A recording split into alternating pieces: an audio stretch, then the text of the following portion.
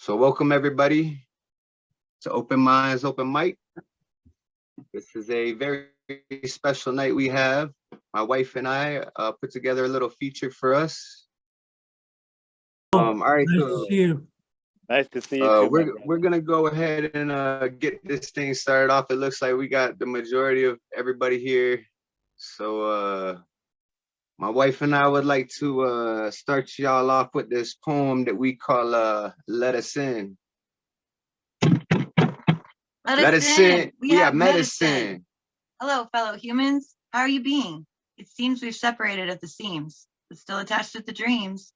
I've been waiting at the gates until everyone awakes. I've seen our fate, and I'm shaking. My friends, I've seen the end, and I identify as everyone. Technical, no more. Scores settled, bets won. I identify as everyone. Each heartbeat rotating around the sun. I identify as everyone. Toward a new reality, the song has been sung. I identify as everyone. That's all that's left to do now is to come undone. I identify as everyone. All right. And so next we got this beautiful piece. It's kind of a little bit of a back and forth. A little bit of back and forth. This first one, it's a little dark. It's called Lost in Darkness. I wrote this while I was in rehab last week. But you know, everything can't be all sunshine and rainbows. So I've wandered in darkness that consumed my soul. Felt the claws rip into my flesh from a demonic chokehold. My brain is fucking broken. My heart has gone cold. Praying for answers, something to behold. I scratch at the walls at the edge of my mind, searching for something I may never find. Locked in a prison of my own doing, brace for impact. There's a storm a-brewing. Chewing away at what's left of my spirit, I guess I wrote this so you all can hear it. Calling for help, a sign, some time, not sure anymore. I fear I've left myself behind. So just turn your heads. There's nothing to see here, just a shell of a man lost in darkness and fear. Hey, mister, I missed ya. It's Miss Katalyst. Kissing through your queen in a cosmic lip sync. Sometimes I question this cataclysmic existence. At times it's so hard, but I'm hardwired into this mixture. Your fire, it flickers, a fire so blue. I desire you, so no more brew. Instead, for your head, here's a tincture that's tinkered up to fine-tune your finer features. A pat creature, he likes to be heard.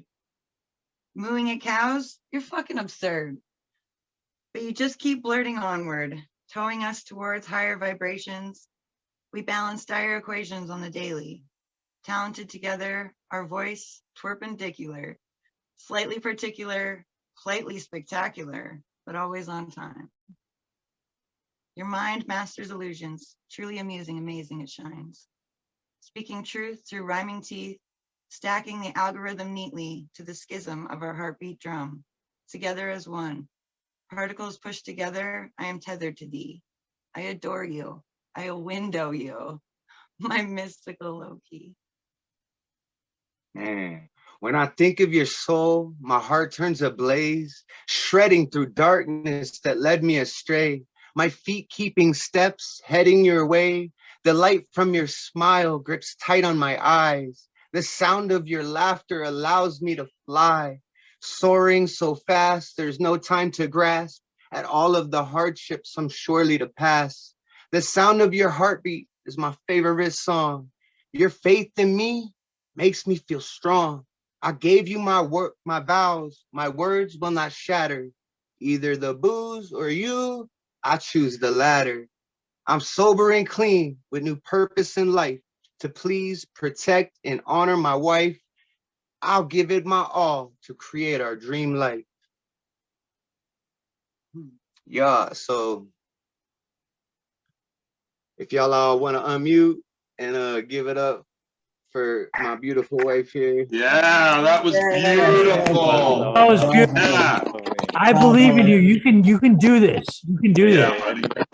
And That was for behind awesome. you. saying that Love way that. was dope. You're For putting not only that way thank down, Thank y'all was so dope. much. And thank you y'all for have coming done out it for us every today, day. man. You do it every day. You Oh, do yeah. it.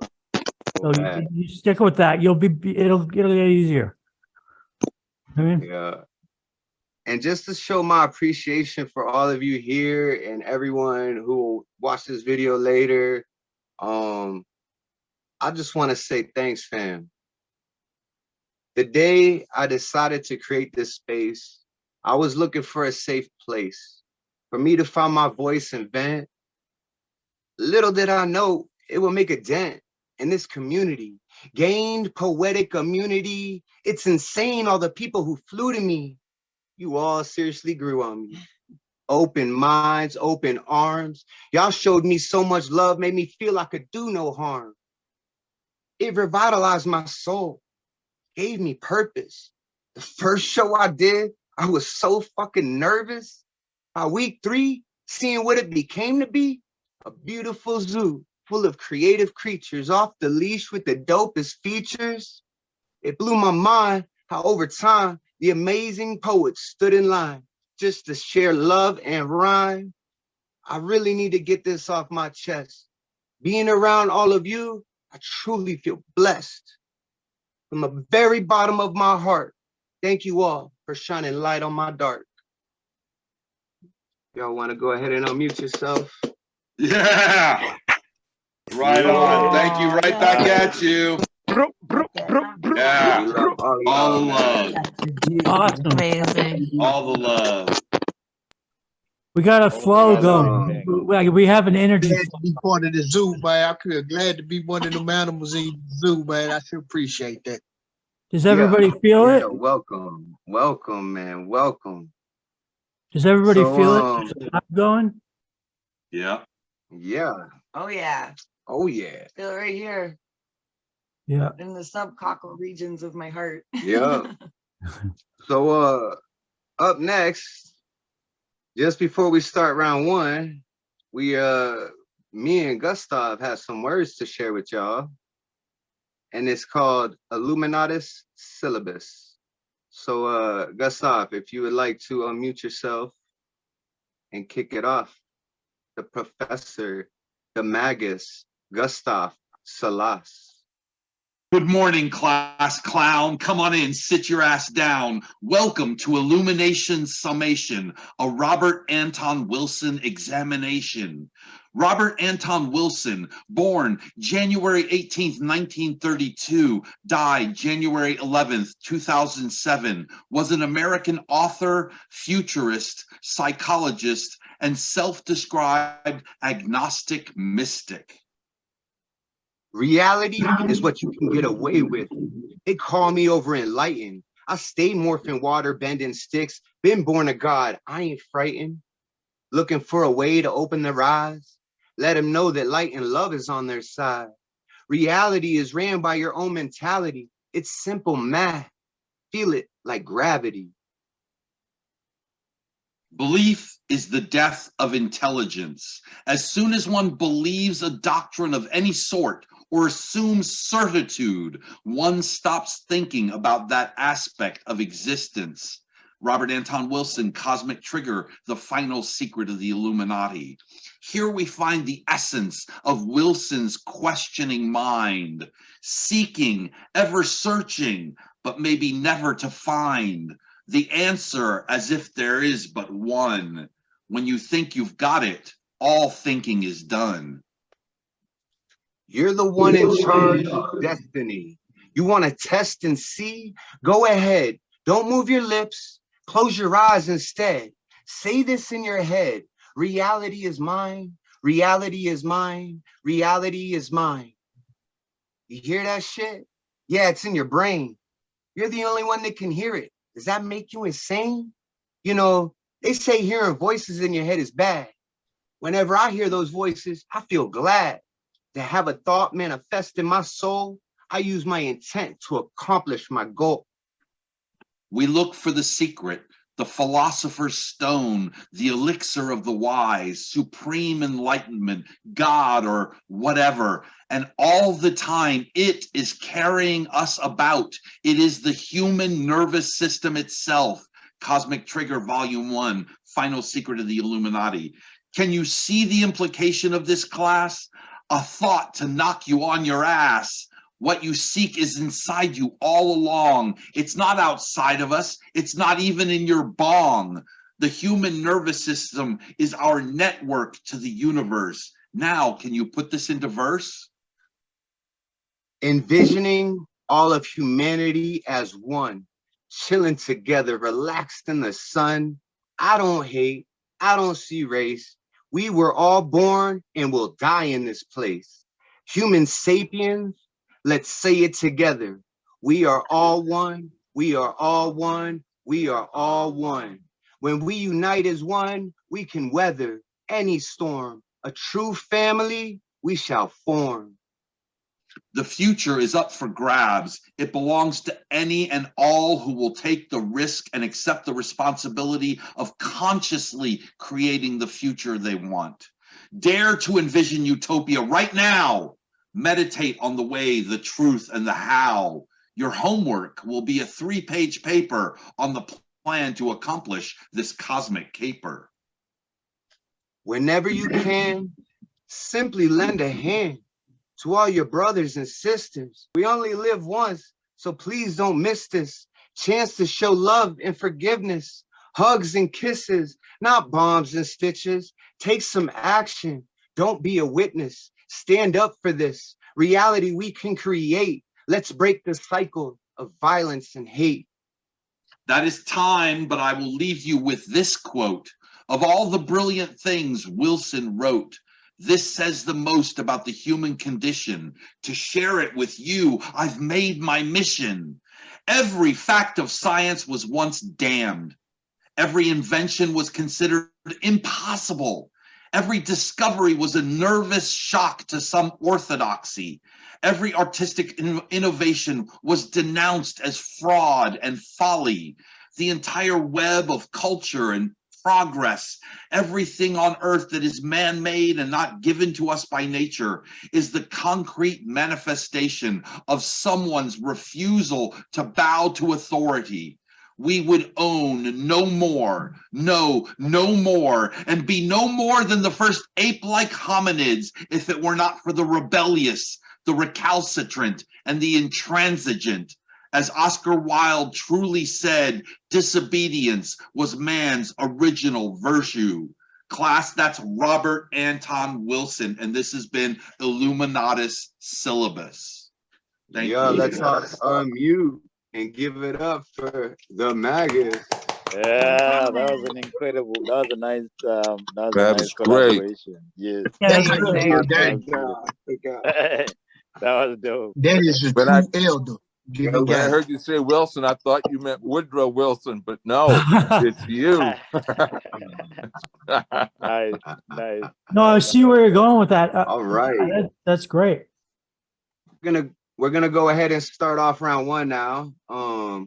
First on the list here, we got Nayma Chamchoun, and she is always just so amazing with her words, and she's over in London, so it's late there. She stays up late just to bless us with her words, and we're so thank you. So Nayma, I'll give the mic to you. Thank you. First poem from my collection, With the Wordy Wilds of a Mind Under Lockdown. Writing on reefer. The tap tap of keyboards, trails spill from the mind, imagination ablaze, a brainstorming haze, ideas plucked and refined, thoughts and words interweave, the block dissolving, expression evolving, kerouac emerging from the weeds, and frequent gulps of dark, sharp sourness, sickly sweet with a dash of cream, a tug at the conscious stream, snowy ribbons drift up to the cornice, a searing marigold flare, the subconscious seeping out of confinement to chart and captain the assignment, drifting, with the flow of the flare, singing life is but a dream, siphoning the heart of emotion, bleeding in eloquent motion, born of flight of fancy's gleam. Time's new Roman, castigating on white, je t'accuse, I'm used, plucking strands of psyche for my playful delight. The moving finger writes, and having writ, lands the plane on the strip, doused in earthy Columbian sips, mulling over the letters the mind submits. Thank you. And Wow, let's everybody Wow, unmute thank and give it you. That was up so for much fun. Nayma. Oh, Yes. oh, thank Oh, you. I Nayma, always right love on, yeah. They That were was just so beautiful. smooth with That so much power in it, and it was just so oh yeah. smooth. Like, The second piece The is one image, called image. Mother and Son. At that moment, how we laughed, each squeal infecting the other as we struggled to recover, uncontrollably, ludicrously daft. The ecstasy we wept, unrestrained, quivering chests heaving with glee, the freeing laughter of juvenility, mine then, yours now, a portal in time when our aspects aligned, a beautiful feckless fool's domain. My darling boy, how I adored you, a cascade of joy, lifting the heavy hue, happiness remembered, save, replay, enjoy. So breezily unaware of the ease that you bring, a sorrow-soothing hymn, a saving answered prayer, aching bellies and bodies folded, gasping for air in between, choking chuckles, our bliss beautifully molded, the air asinine as our legs buckle, a pocket of elation, a keepsake of mine, where memories convene. Thank you. Excellent. oh Let's give it up wow. for Nayma with another one. Nayma, right on, yeah. Brilliant. Thank you. I swear That every was time we good. listen to Amazing. you, our intelligence goes up some. Yeah. Very vivid image. Again, I feel the vibe go up with that. Yeah. Yeah, every time, man. She just We're gonna brings push that. the ceiling. We have to vibe. get to the ceiling. That's the idea. Yeah, we pushing it all the way up to the ceiling, baby. Yeah. Right. All right.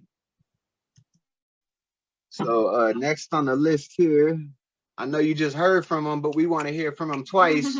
We got the Magus, Gustav Salas. Everybody, give it up. Go ahead, Yeah. unmute yourself, brother. So I'm going to grab the first thing that comes up, and it is something I did for the no theme theme at Nuyorican Poets Cafe was no theme, and this is No Theme Dream, a psychopharmacological grotesque. At first, I'm an astronaut holding your purse. Then I'm a pirate driving a hearse, running down alleys, mysterious smell. Took too many red pills. I'm crawling on nails. Trust me to do this, it never fails. The top of my head swells like a balloon. If you were to see it, you'd surely swoon. Finding a squid phone, I made a call. Under the ocean, that says it all. Daring to push meat up onto the shore, solo cold blue feet, I wanted more. I'm trying to tell you, I overdosed. If I don't come down soon, my brain will be toast. Okay, this is for a contest I saw on Instagram. It was ekphrastic poetry about a series of paintings on chaos, with the emphasis on Oz. I don't think we're in Kansas anymore. I don't know what's in store. Chaos abounds, it's getting pretty freaky. Get some oil, the Tin Man is squeaky. The Scarecrow is thinking, if I only had a brain. The Cowardly Lion is afraid of the rain. So off we go to see the Wizard of Oz, the wonderful Wizard of Oz. The Wicked Witch is after us without a pause. Surrender, Dorothy, she writes in the sky. She's after those ruby slippers that caught her eye. Follow, follow the yellow brick road. Hear my entreaties, listen to my ode. Close your eyes and tap those heels. I can't tell you just how good this feels. There's no place like home, or so the saying goes. Ask the wizard, I'm sure he knows. Okay, I think I have time for one more, yes? Yeah, you can slide in one more, man. We always want to hear one more from you, buddy. Okay. This is called What is Reality? What is reality? If it is thoughtful analysis you seek, give me some acid and call me as I peek. I'll have it all figured out, wrapped up neat without a doubt. What is reality? I've been chasing that white whale like I was Captain Ahab. If I don't slow down, I'll end up in rehab. Reality Ranger, reality stranger, reality winner, reality sinner, reality assassin, reality passion, reality incantations, reality sensations. Reality is the only word in the language that should always be used in quotes. Thank you. Cheers. Let's all unmute and give it up for the Magus. Nice, What? nice. Bringing it. Yes. Bringing it. Reality Fire. winner, That was reality brilliant. sinner. Yeah, that was great. Yeah. Nice. Never disappoints. Love that. Yeah. He never disappoints. All right, so next on the list, we got Atlas. So if you want to unmute yourself, I know it's your first time here, man. I'm excited to hear from you. The mic's all yours, man. Let us get that blessing. Okay, this is called You Can Say. You can say you talk to someone, even if they've never heard your voice. You can say you've heard from someone, even if you have no idea what their voice sounds like. You can say you saw someone, even if you were never anywhere near them. You can send several text messages to someone in a row about insignificant things, but if you call and expect them to answer, it has to be an emergency. You can call someone your friend, even if you've never met them. You can say literally when you really mean figuratively, or for no justifiable reason at all. You can say you're a nonconformist, even if you look and talk just like all of your friends. You can say you advocate for free speech, even as you're telling people what they shouldn't say. You can say you hate labels, even if you're one of the many people constantly creating new ones to go by. You can say you care about a cause, even if you've never done a single thing to help it.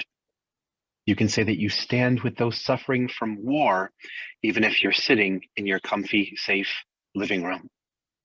You can claim to care about the state of the world without even knowing the first names of your neighbors. You can sever ties with someone you've known most of your life if they don't agree with an opinion you have about a complete stranger. You can say you support women's rights as long as you never, ever question what an actual woman is. You can have sex with a girl that was a guy 2 years ago, but it doesn't mean you had sex with a 2-year-old girl. You can tell your kids to stay away from drugs, but still force them to take 4 pills before you allow them to go to school. You can say you have ADHD, even if all you're really saying is, I'm easily distracted. You can say you're chemically depressed, even if you're just dealing with a temporary, difficult moment in your life. You can fill your song lyrics with blatant statements that you're going to overdose. But when it happens, your family can say it was totally accidental. You can advocate for the legalization of a drug because there are people who need it, even if the goal is to get it to people who just want it. You can call it social media, even if it makes you antisocial. You can refer to it as a feed, even though it's people starving for attention. You can ask people to follow you, even if you're actually going nowhere. You can ask complete strangers to help you pay your rent, but they're not allowed to know where you live. You can call them your fans, even if you intend on blowing them off every chance you get. You can send death threats and spread rumors to get someone fired, as long as you say that you're being bullied and you're the victim. You can come out of prison for something you did 10 years ago and expect a fresh start, but you deserve to lose your job for something you said 10 years in the past. You can say whatever you want on social media, but you are not allowed to unsay any of it. Almost done. You can criticize someone based on how they vote, even though politicians change all the time, but you can't criticize people based on how they spend, even though rich people only become richer and more influential. You can claim to despise big companies, but still buy all of their products and have the audacity to wonder why there are less jobs. You can order everything to be delivered to your home and still claim to care about the environment as you throw away all of the plastic, styrofoam, and cardboard resulting from your laziness. You can get into a car with someone you don't know. You can stay at the house of someone you don't know, and you can have sex with someone you don't know and not be judged for any of those things as long as you paid each one of those people for it. You can believe in politicians, even though they change their words constantly. You can believe in scientists, even though they change their facts frequently, but you should definitely not believe in a book that hasn't changed a fucking bit in hundreds of years. Finally, you can call country music racist, even though it never talks about killing Black people, but rap music isn't racist, even though most of those lyrics specifically talk about killing Black people. These are all the things you are perfectly, legally, socially allowed to do, but you definitely fucking shouldn't. Thank you. Everybody Wow. unmute. Give it up for That was a good trip right there. Intense trip. Welcome to Open Minds, my friend. I would love to hear that again sometime. Yeah, I'm looking forward to hearing that whole Aaron, piece. you should post that, even though that's anathemic to what you're saying. But post that somehow. Posting it, would it be wrong to post what you just spoke? It'll be on the YouTube video as long as he don't opt out, man. Look for it next week. Anything I share, send far and wide. I even put a link tree in the chat. I'll set it up again. It's ridiculous what you're allowed to do, and it's even more ridiculous all the things that society keeps conditioning people not to say and do. Yeah. But thank you all for the support. That was an amazing poem, man. That was great, Atlas. That kick butt.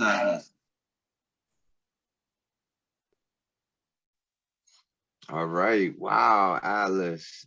You're welcome to the family, brother. You are welcome. Yeah, next up on the list, we've got Dee Allen. So Dee Allen, if you want to go ahead and unmute yourself and bless us with those words. This is a new poem called Monitor. Light shined on my path, radiating from one black Dell laptop computer monitor. Curiosity took hold of my fingers, tapping the keyboard, hand on mouse, following the light source. Meeting ID, and then passcode, and then white waiting room, and then the light I sought manifested as 40 poets and squares on screen, my element, my people, my audience. I adore this light I discovered. The light adores me in return. With each line I exhale, stanza I spit into the monitor, into the Zoom room, claps, snaps, and emoticons.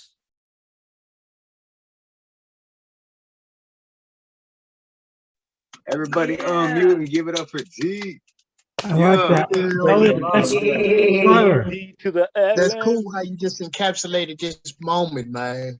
Like, yeah. He even threw it up that on the was- monitor for us. That was a new poem called Monitor. All right. All right. Excellent. So I did enjoy that. I enjoyed it. So next is Diane Ward. Yeah, we got you in there. Go ahead and unmute yourself and bless us with them words. Thank you. Well, I am produced James Gonzalez, and the book is called Points of Transition by Henry James Gonzalez. And this is called Vulnerability. Blatant. These moments, as if the earth's rotation stops to listen, as if the moon peers over the horizon to look as if the sun, in all its heliocentricity, becomes just another celestial body orbiting our existence. After a weightless query, when did you fall in love with me? When I felt my heart could cry tears of joy because I was happy. Your idiosyncrasies soothed me. The lulls of that occasional melancholy were supplemented by your presence. Do you want to know when I fell in love with you? I would wait with eager grin in hope it was my smile, my humor, my easygoingness. Self-serving curiosity aside, I asked, when?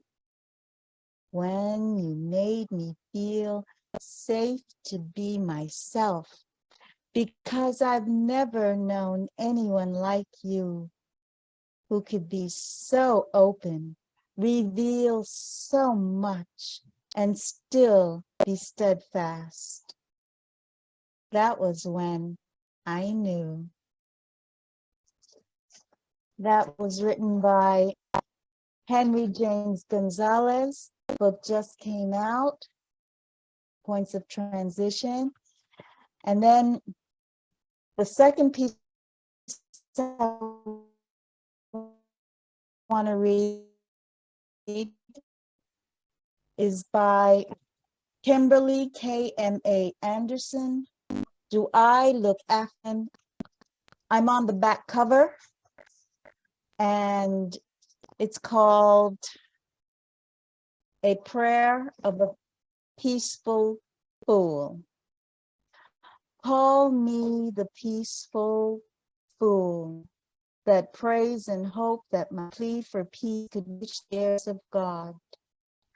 I try to raise my voice so that it might be louder than the chants that incite lawlessness and call for war, louder than glass doors and windows of stores shattering, louder than the bombs and bullets that rain down on the streets of Katalyst, louder than the sirens that intensify the images in my mind as my country burns. The peace that once was is now filled with the stench of smoke and gunpowder. Day by day, this monster grows, seeking to devour all in its path and waters the soil with blood, only nourishing the seed of hate. I once wrote that I feared for when the ground beneath my feet would start to speak. I also fear that they may no longer be a ground for me to stand upon. So I pray. I know my sins are many, and I am not worthy to ask of anything of you. But if you hear me, consider my plea. For I am just a peaceful fool, holding on to hope, hope that we might heal again. I pray the streets are no longer battlefields, that violence is no longer our only form of communication, and destruction is a thing of the past, that growth as a nation is all we strive for. This is a prayer. This is my prayer, the prayer of a peaceful fool. Thank you. I'll put their information in the chat. Thank you very much.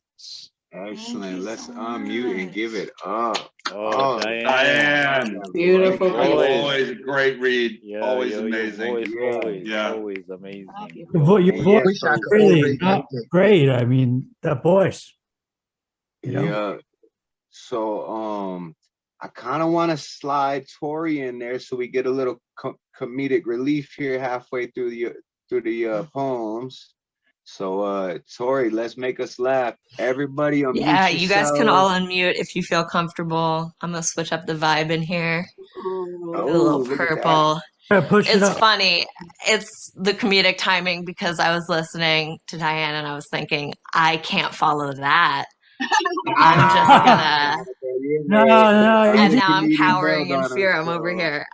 No, for real, this mic makes me more vulnerable, which is interesting because like I'm at home sitting down, like this is my main vibe.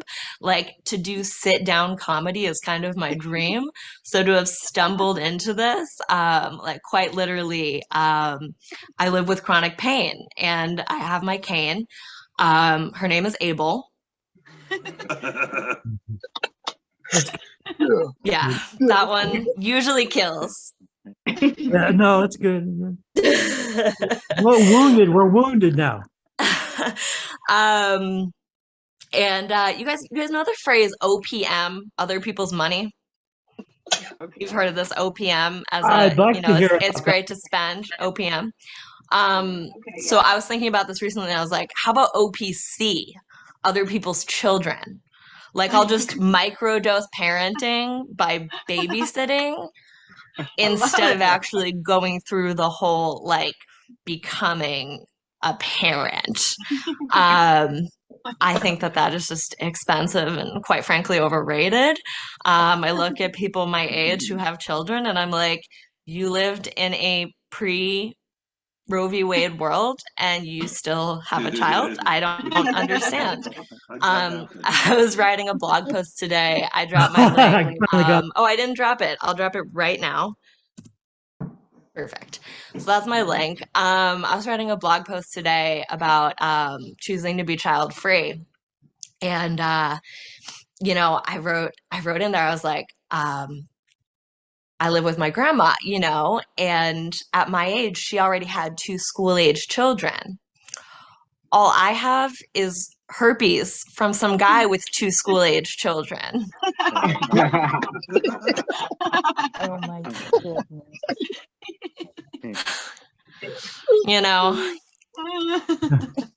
He was like, you got time for another blowjob? I gotta pick my kids up from work. And I was like, all right, bad life choices. Definitely should not be a parent. I had some real like pregnancy FOMO back when I was 23 though. And it turns out God loves abortion is all I'll say on my flirtation with parenthood at 23. Let's see, what else did I want to incorporate here today? Recently quit tobacco, which is like was big for me because I was the type that would be like chain smoking to the View in the morning. It'd be like 11 o'clock and I'd have my like black coffee and my hand rolled cigarette and I'd just be like peacing out to Whoopi and the ladies on the View. But I quit because I got hit with that big C. They found colon cancer. I'm sorry. And I basically quit that day. I was just like, I gotta put it down. So I put that shit down. I'm still flirting with the marijuana though, It'll help. I love that vibe. I've been rolling like CBD joints. So like I've been smoking a little like herbal blend. That's been keeping me going, and then my little vape pens are always good to have on hand. Always good to have on hand. Especially when you're one of those chronic pain kids like me. We covered that. We covered my cane's name is Abel. Good So when God. she loses it, she's literally disabled. Yes. Oh, this is a good one. So, I'm bipolar, I'm bisexual, and I am that bitch that rolled her bicycle to bankruptcy court. Yeah. Yeah. When I lived in California, times were real hard. My rent was just a thick stack of parking tickets. Couldn't get through. Yeah, people from California know what a 5150 is. I don't know if anyone's from California or anyone just knows what a 5150 is. So yeah, my grandma likes to call it a girls' trip. But really it's a trip to the psych ward. Yeah. Yeah. She doesn't necessarily agree that I medicate my psychosis into submission. Just really like whip it out of shape there. I am the Depakote queen. Keep those pills popping. They put me on one, it turned me crazy, and then they were like, let's just put her on 3 more. That'll do the trick. Just like modern pharmacology. Working its magic. Yeah. I already said that. I think I'm gonna wrap it up. You guys have been fantastic. Love the energy. Yeah. It's great to see your faces. And Great. Great. Everybody. Love the comedy in the middle of the poetry. Sorry, I missed the beginning of your set. You're funny. Thank you. You were, it was really funny, seriously. Yeah, it's always so good to have a little bit of comic relief in the middle of these poetry sessions, man. Like, we love it. We love you, Tori. Thank you so much for showing up and showing out. Like, oh, bless. All right, so coming up next is E. Cole. I don't think you've been to an Open Minds event yet, have you? No, this is my first one. I mean, because I'm finally on have a Friday off. So welcome. Friday to start out. Welcome. Yeah, so I'm just, man, say, man, y'all don't know what this do for a cat like me, man. I sure appreciate it, real talk.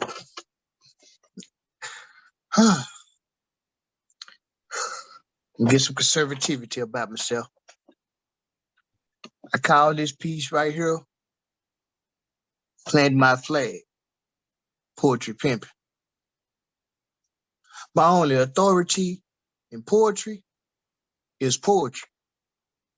And since she paid me a choosing fee, she chose to be the servant under my authority. She'll run the track and stay in line out of respect for my mind. She stands behind while I shine. And at the same time, she working her jelly to help perfect my grind. She the bottom bitch by choice with a top-notch voice. Always on time. Cool, smooth, bold, and kind. But she will get through protecting this heart of mine. And even when she's told to leave the madness behind, she'll put the pen to the line and compose a homicide. She promised me forever, and she ain't never lied. Poetry, baby, you earned your authority. So let me scoot over and enjoy the ride. Come on and get in this front seat, baby, and take it for a drive. Home. Yeah, that was fire. Welcome to the family. Right on, Emmanuel. Yeah. Welcome. Yeah. So good. Appreciate you. So this second piece that I'm fixing to do, this is me going ahead and letting folks know that I'm a poet for real, and this is what I is.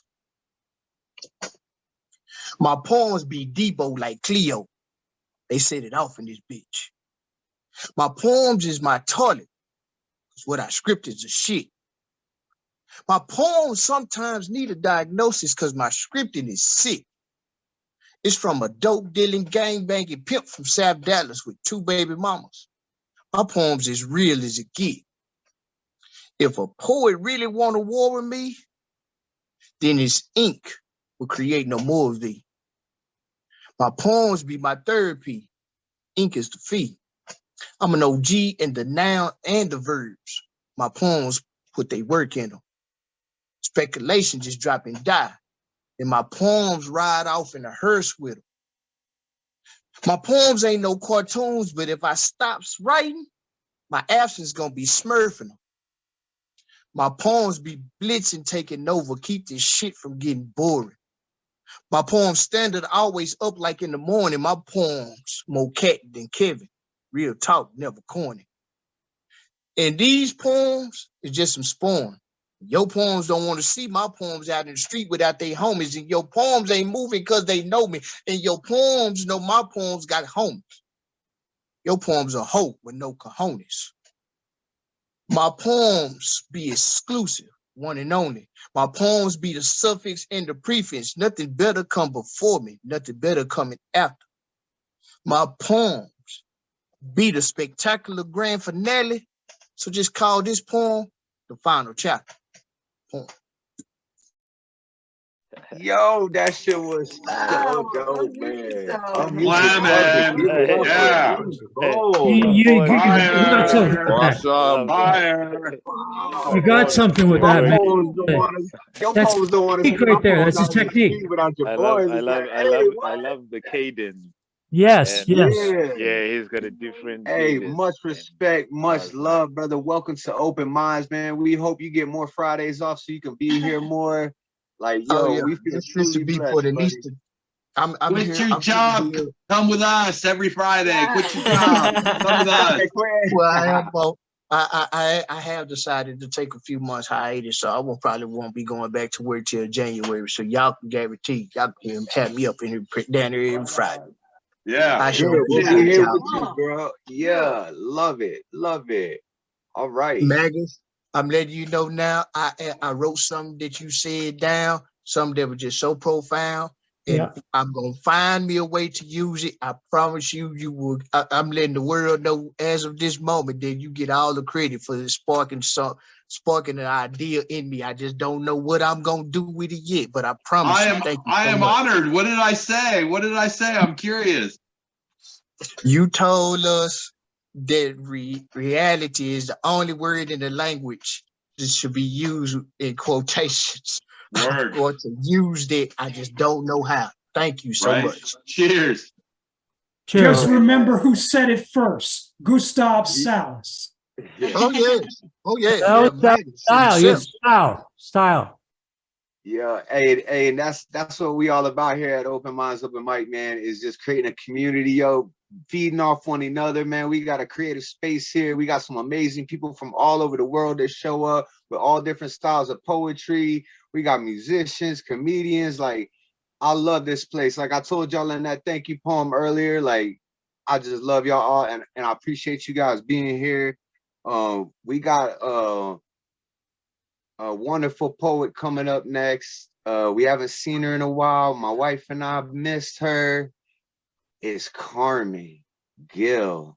So go ahead, Carmen, unmute yourself and share them words with us. Thank you. Okay. This is a freestyle and it's called How Could I Not? How could I love women? Have you not seen the way those curves look when they curve up as they laugh?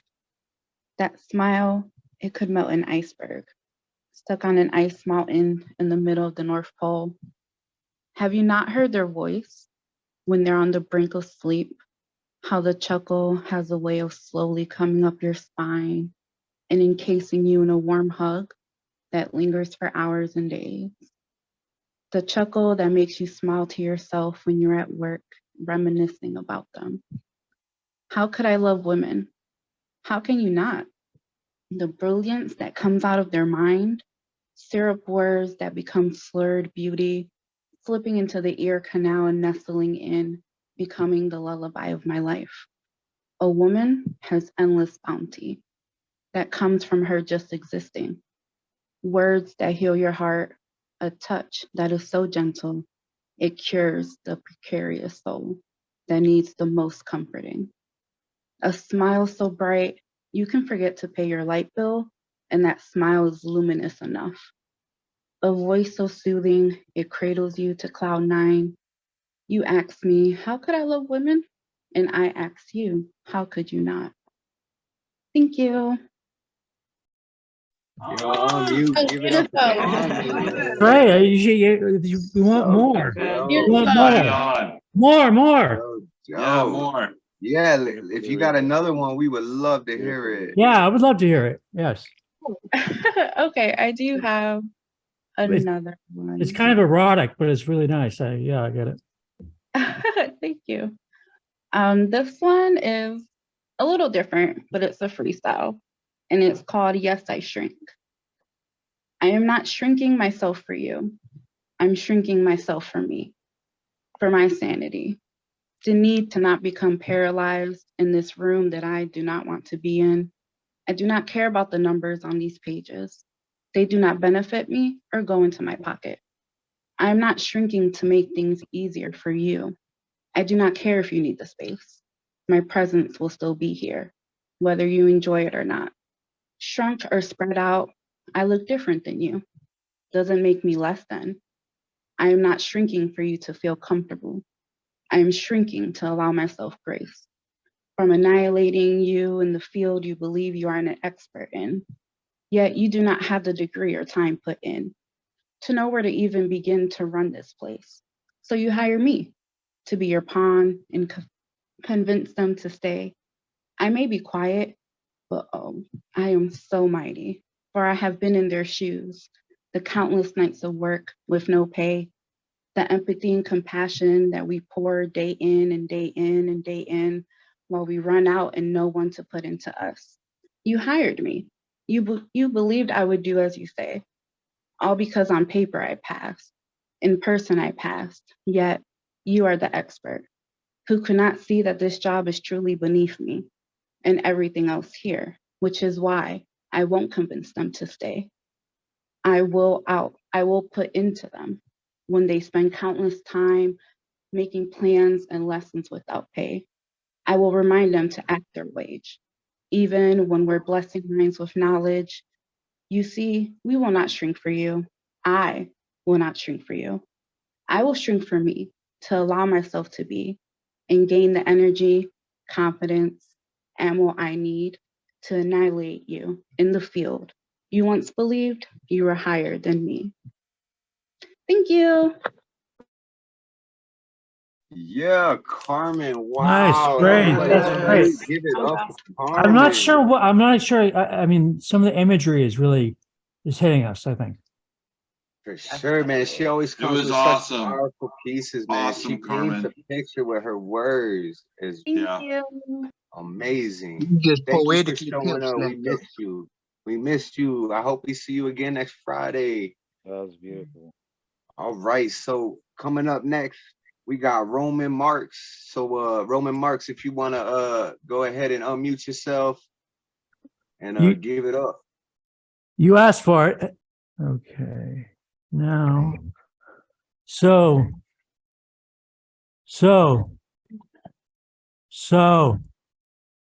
you want poem. What we do with poem.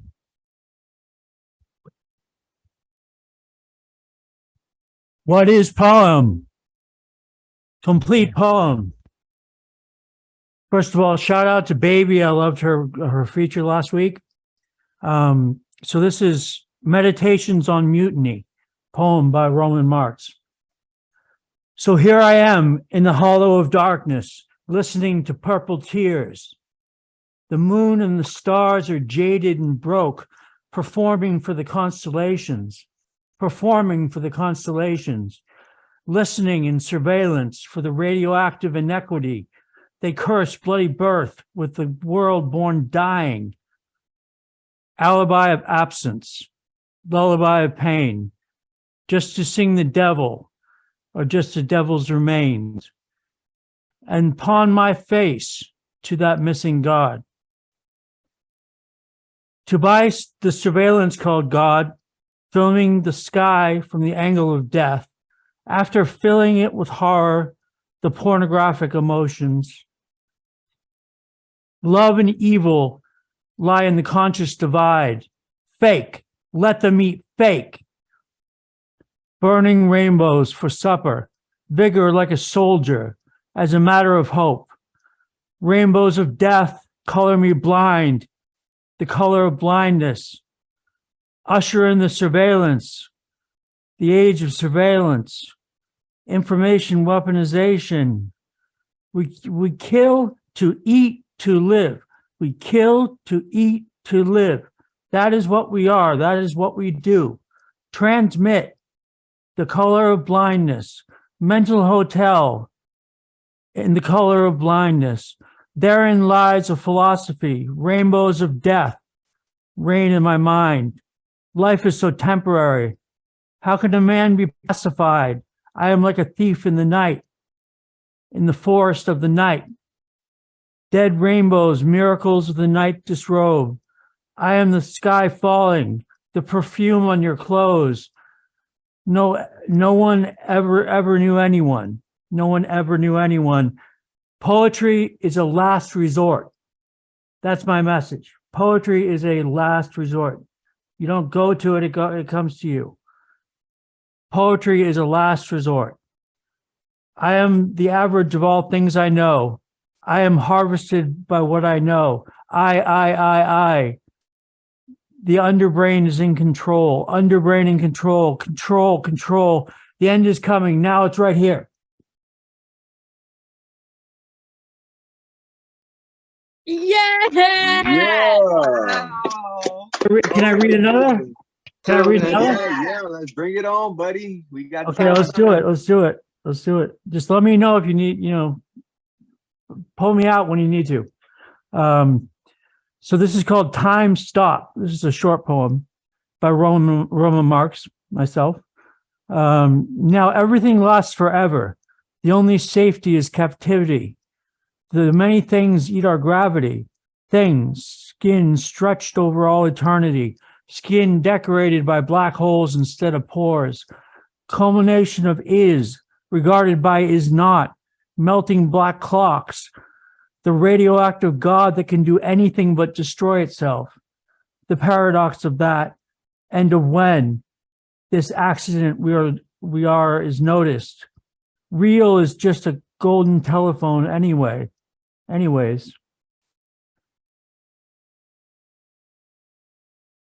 Hey, Roman. All right, yo, give it up for Roman. Yes. Everybody. Thank you very much. Thank you. That is Hey, amazing. Yeah, so Yes. next we got Kristi Scribbles. Yeah. Unmute yourself and let's hear it. Okay, glad to be here tonight. You guys always uplift me. I am the channeling poet. I believe the division in our society is the problem. It is not us and them, it is we. And until we all understand that, we will never be free. They teach us to fight against each other, and we don't even see the problem, right? Fighting against each other when it's all controlled by the money up top. Anyway, little light subjects for tonight. Okay, this is one of my older pieces. Here we go. I am racist. It is in me as it is in you, bred into us inside this country. Inside our culture, the faulty foundation of the house we live in. Stop denying it or defending it or being appalled by it or surprised by it. It is in me as it is in you, pulled through the bloodlines up from the roots, rooted in division, in the differences, in the supremacy, in our past. It is in me, I am racist, you are racist, we are racist. Not because I chose it, but because it chose me, given to me, bred into me, steeped into us. The tea is thick with it. The veins, they pulsated, the belly corseted inside it as it tightens the strings and shapes us in unnatural ways, the ways that it tugs at us to spread the false narratives of America's snatched waist, a waist that holds it all in, feels like suffocating, feels like a lie because it is a lie. Been taught to us from the young of age, but we are not so young anymore. And the time has come to release it, to cut it off, to expose the flesh of the belly of this country. It is time to say it. Just say it. I am racist. You are racist. We are racist. It is in our bones and the flesh of our ancestors. It is a fact. It is a fractal repetition that loops on repeat inside our culture, our heritage, ourselves. It is in us. It sits here now. And it skews the view of how we see it, of how we act, of how we react. So just accept it and own it and change it, talk about it, about the belly, allow the fat to fly, allow the belly to breathe, allow the bulge to speak it, release it, say it, I am racist, own it, I am racist, free it, I am racist.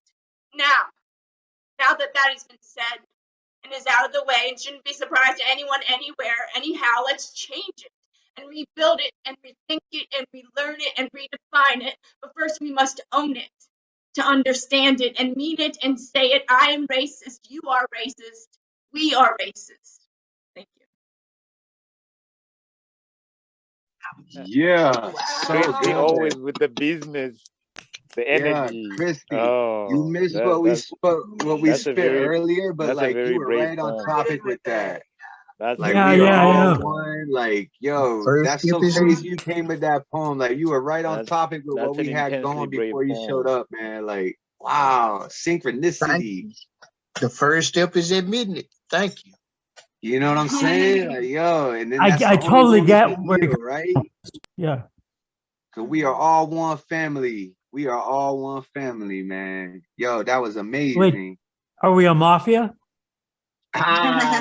We could be a mafia. That would A little ma- Cosa We, Nostra. oh no, the we the word brokest mafia I know of, but you know, the word family is mafia. It's the same word for family in Italian. well, we are all one race, and that's the human race. Yeah. That's correct. And It branches out and differs, but those should be celebrated. exactly, Like, what man. are We should doing? celebrate our differences, our ethnicities, our cultures, and we should combine them all to create they're all so something cool and beautiful. fun. You know, It's the we all it's got a the piece of the puzzle to bring to this beautiful table. You know.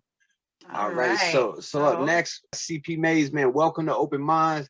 I know we met yesterday, and you just blew my mind, and I'm so excited to have you here. I hope we see you here every Friday. Let's all give it up for CP Mays. Can y'all hear me? Yeah, okay. So how I was hitting you on the back channel, you know, trying to make sure I came at the right time or whatever. So I set my alarm on the iPhone. When it went off, I was like, oh shit, I gotta brush my teeth, take a shower. Oh shit, I could just show up with no bottoms. This is virtual, let's get this going. So here's a new piece I wrote for class. Let's see if I can pull it off. Hell on earth is fresh out of vacation days. Passing off another child-proof prescription cap off as a graduation cap off as a milestone off, slightly in left brain off, getting to a great sakes brain to keep up or keep down the liquors and antidepressants. Tomorrow's karma has already taken off with a half-naked hangover to get dressed up in an insecurity to be worn at the next one of my local pity parties. My cheeks are a garage where I park my problems, knowing that I can't stop misspelling I love myself. My tongue rides around dictionaries with no collision insurance. If we were meant to be our God's little proteges, then heaven must be a place where broken toys go to play. So if God doesn't speak American, we're all fucked. The meek, the Messiah, and the rest of middle management still believe that Jesus stole the election, still stay storming the Capitol, still collecting in collection plates. Our living God deserves an unemployment check. Her tongue often ran red lights, rolled through stop signs, and sped through school zones where childish men still play with childish insecurities that they never learned to grow out of. Believe Merlot, Malbec, and Moscato with a touch of Susie Homemaker's Xanax was the best for cul-de-sac living. She believed more in drink special strangers with their bum of cigarette conversations than soccer moms. Believed less in men who were too 401k sober to enjoy her drunk off-life art for survival. She didn't believe in soulmates as much as she did in one-night stands. She barely escaped her last car wreck relationship with her airbag ego attached 3. Tinkerbell is placing bets that they won't bury her in the same birthday suit she was fucking born in, snorting timelines cut with pixie dust, sprinkled and rolled in fig leaves. How can you judge us addicts when Christ got stoned so many times that he died? Snow White's pressing sexual assault charges against Prince's lack of consent charming for kissing her without her unconscious. Keep karma at distance and pray that she doesn't crack her knuckles. And I'm missing about a couple, y'all. I can't come up with the last 2 lines to end the poem, and it's driving me crazy. That was epic. Yo, that was What the hell just happened? Man, oh my God. Voice, you have the voice. All right, tight. Yo, I hope you can't inspire you to get them last 2 lines. Man, that was it. CP, you can't give us a dope. And then when it get down, it's just about this much of the blunt left. You just Yeah, put right. the blunt Hey, out yeah, there, yeah, yeah. nobody gonna smoke no more. Man, that was word. Word. Thank you. Hey, welcome, brother. Welcome. Challenge you got. Yeah. You got it going on, TP Mays. Trying to get there, man. Yeah, Trying to get welcome to Open Rockin' Mind. the mic. Man. Okay, you're there. Please. There. Like those airbags. You were always the there. details. Yo, so second if rotation you got or one more, if you how got do I do another short one, man, we'd love to hear it. You know Okay, what I'm saying? gotcha. This one, it took me 3 weeks and 4 other artists and conversations in the wee hours of the morning to help sculpt the ending. So I got an ending for this one. Let's see how it goes. It's called Transmission Keeps Slipping.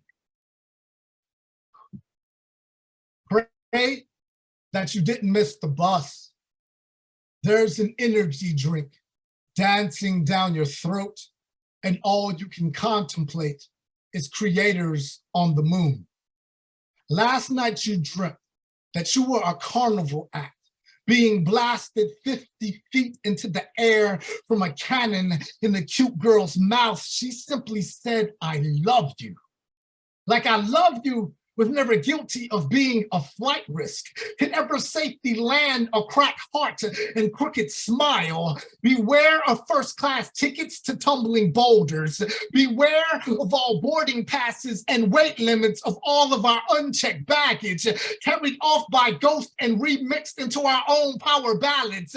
Beware of hard rock bands, crack rocked out guards with their groupies and their backstage passes, and the fallen and their fallen and their hard-hitting headstones that just keep falling for headaches and encores with mudslides, voted most likely to not be mistaken and or taken lightly in fist fights with lightning that ain't never seen anything of my likes, ain't never scared anything that I'm fucking like. I'm no longer fighting gods for their innocence, no longer fighting for my slipping grips, on my own innocence. Now I'm fighting over unholy warlords, bench warrants, every guilty ongoing, going in and on and off in every one of my convictions and their guilty sentences, as if all I grim reaped wasn't all I ever sowed, as if I wasn't always harvested from fruitful grapes of wrath that wasn't always all ready to come in with what wasn't always bruised skin, a headliner headlining a headstone right now. My father's name is still starring in an unmarked grave, so no longer am I a son of a gun CP Mays.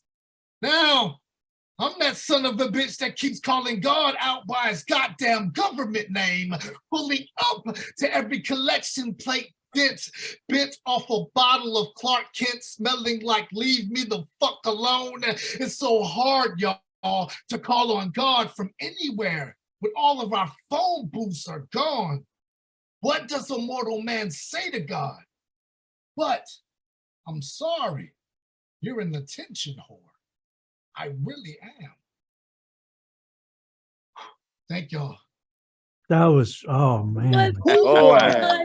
It sounds like you exercised some demons, bro. Yeah, no shit. Right on. Oh, I gotta Yeah. get my brain back up. Hey, dude. Get my hey, head back CP, up. was that Oh, last line? yeah, Was it God is an attention whore? Did I hear that? I'm sorry. Yeah. God was an attention whore. Wow. Yeah. That was sick, bro. That's kicked some butt. Yeah, Woohoo! It was great. Thank y'all. I can't wait to hear the rest of y'all. Sorry I showed up late. Like I was so amped up, but I took a shower. Bro, you know. add your details. No, it's Hey, man, perfect, a few man. days Come you on. can catch the Add video your and details, you get to see please. We're whatever glad you you missed out showered. on. You So, smell great, CP. You blew Oh, man. over the standard. You blew it over. You rose above. You know what I mean? Still sharpened still. That's why I'm here, to get inspired. So thank you guys for being here as well, man. yeah, man. Hey, thank you so much for that blessing. Diane's got to head out, but she really wants to hear Zomkhonto. So Zomkhonto, if you can unmute yourself and bless us with some words, buddy. Yeah. Oh, all right. The poem I'll say first here is one I wrote yesterday, because yesterday was my mother's birthday. So I thought, let me write something for the Queen. And so I wrote this, which is called She Shone Light on My Mythical Bird. I wrote this poem not because you were born on this day, but because from out of space you arrived on planet Earth with such grace that your entrance made it seem like you were floating a few feet above the ground. But eventually your crown weighed you down. And as you lowered and touched the surface of the earth, your essence forced the tectonic plates to crash into each other. Those plates falling out of the kitchen sink where Mother Earth washes dishes with both cold water flows and hot lava. Mama, you shook the whole earth with your heartbeat. The world and everything in it was all over the place. But you saw where each tiny molecule of everything around you had fallen, and you put it all back together, golden, exactly as it was. Because you are a goddess, Mama. And every magician and healer under the sun deserves their praise. I wrote this poem not because today is the day you were born, but because your birthday is mine too. It is the day I took my maiden flight on the wings of a huge mythical bird with wings that change colors to confuse the witches of this world. And it disappeared altogether when my soul started approaching your womb. If you had not been born, I would have been sitting in the waiting room, looking up at whether the flight number would ever be called. And when you uttered your first cry of rhythm, the flight information display system came on. And I checked in my soul at the gate for the same journey that you had taken almost 2 decades and a half before my time. Mama, I know it is hard being a ghetto mother because you are sick or shame. The world will laugh at you with all different kinds of pain, Gaia, from rent to school fees to funeral tents for hire to being afraid to walk at night, with no one realizing that when you arrived from out of space, the light you were covered in was filled with every gemstone that the earth crushed and any of its upturned dust had ever known. That the broken tower lights on days when they would miraculously turn on were actually powered by your fast beating heart as you walked in the darkness, hoping they come back on and show you the way, protecting you from the evil that men do. That the light in your eyes shone through, not to magnify your tears, but to prove that all of the universe undiscovered gemstones had been building a home inside your eyes for years, and lighting the path for my mythical bird every time you looked up at the sky. A light so bright it changed the colors of my mythical bird's invisible wings, so that witches would not shoot it down with their flexible slings. Sihlala sifunga ukuthi omama sizabenzela okuhle. We always swear we're going to do beautiful things from our own mothers. So my dream is that you hold on and drown the world's laughter, no matter what form it disguises itself in, because the universe is always hiding a miracle. The universe always hides its best hand, mama, saving it for when everyone had long already assumed it had lost the game. Thank you. Wow, yeah, your mother must be so happy. Oh, That was so dude. beautiful. That was If special, you love man. your mama, you gotta feel lady if you love your mama. You must be a special lady. Yeah. Much Yeah. respect. He said, The yo, second it's one. not just because it's your birthday, it's my birthday too. Flew in on your weed. Like, oh my God, man. Thank you. That Much was, respect. Much and your respect. performance every time gets me, man. It's like a Just griot. like, He's like a griot. It's oh, crazy. Much yeah. respect. As I said, on paper, it would be great too, you know? Yeah. Yeah. So, Happy birthday, Zomkhonto. Oh, much respect. I'll pass the greeting. This one Yeah. is about because I was supposed to perform this one today, so I wrote it about 3 hours ago. But then unfortunately it's tomorrow, so I'll just try to recite it so that I get used to it for tomorrow's sake. This one was supposed to be for Men's Day. This organization called Black Canadians for Cultural, Educational, and Economic Progress. They were holding their Men's Day, and this is what I wrote for it. Some men would rather dig the village well than tell you they are not feeling well. Because they are told in this cold world, what good would it do to cry tears that wouldn't fill a single bucket? Whose thirst would it quench? Nothing but the quiet ego. Because though you had let go of every single thing that was holding you down, your own kin is running out of time and have to dig for water because there is no way they are drinking your ocean of tears because it's less and it's salty. Some men, like my father, fought the war of independence and came back pulling grenade pins out of each sentence.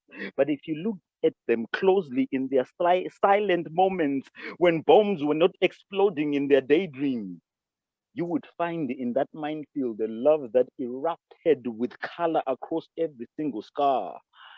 And you found a man with a conscience, a love, a patience, a black dove born to find peace and then told it's only through the barrel of a gun. There are men who have never been held, so they overcompensate by carrying the world on their backs, trying to imitate the mothers they watched as kids who carried their sons with so much joy as if bearing gifts to pay tribute to the gods. So they cradled everyone's problem. And when it came to the day their own backs were broken, the world said, "Man up!" it's only a broken back, but what hurt them the most had nothing to do with their spinal cords, but that at one point they had been left abandoned on the side of the road. And when they carried the world on their backs, it was as if to say, I will always lift anything off the path because I would never want anyone else to be left for dead on the ground, to be trampled to death every other time. There are so many men with a love, a patience, black doves told that their feathers are the wrong shade, so they no longer fly from tree to tree, but soak their beautiful shiny dark wings in silent tears in the shade. Spare a thought for them, because every last one of them is still a poem. They bleed rivers of pain that they do not want the world to see, because no one can quench thirst with blood, even when they shed their own for others to dream.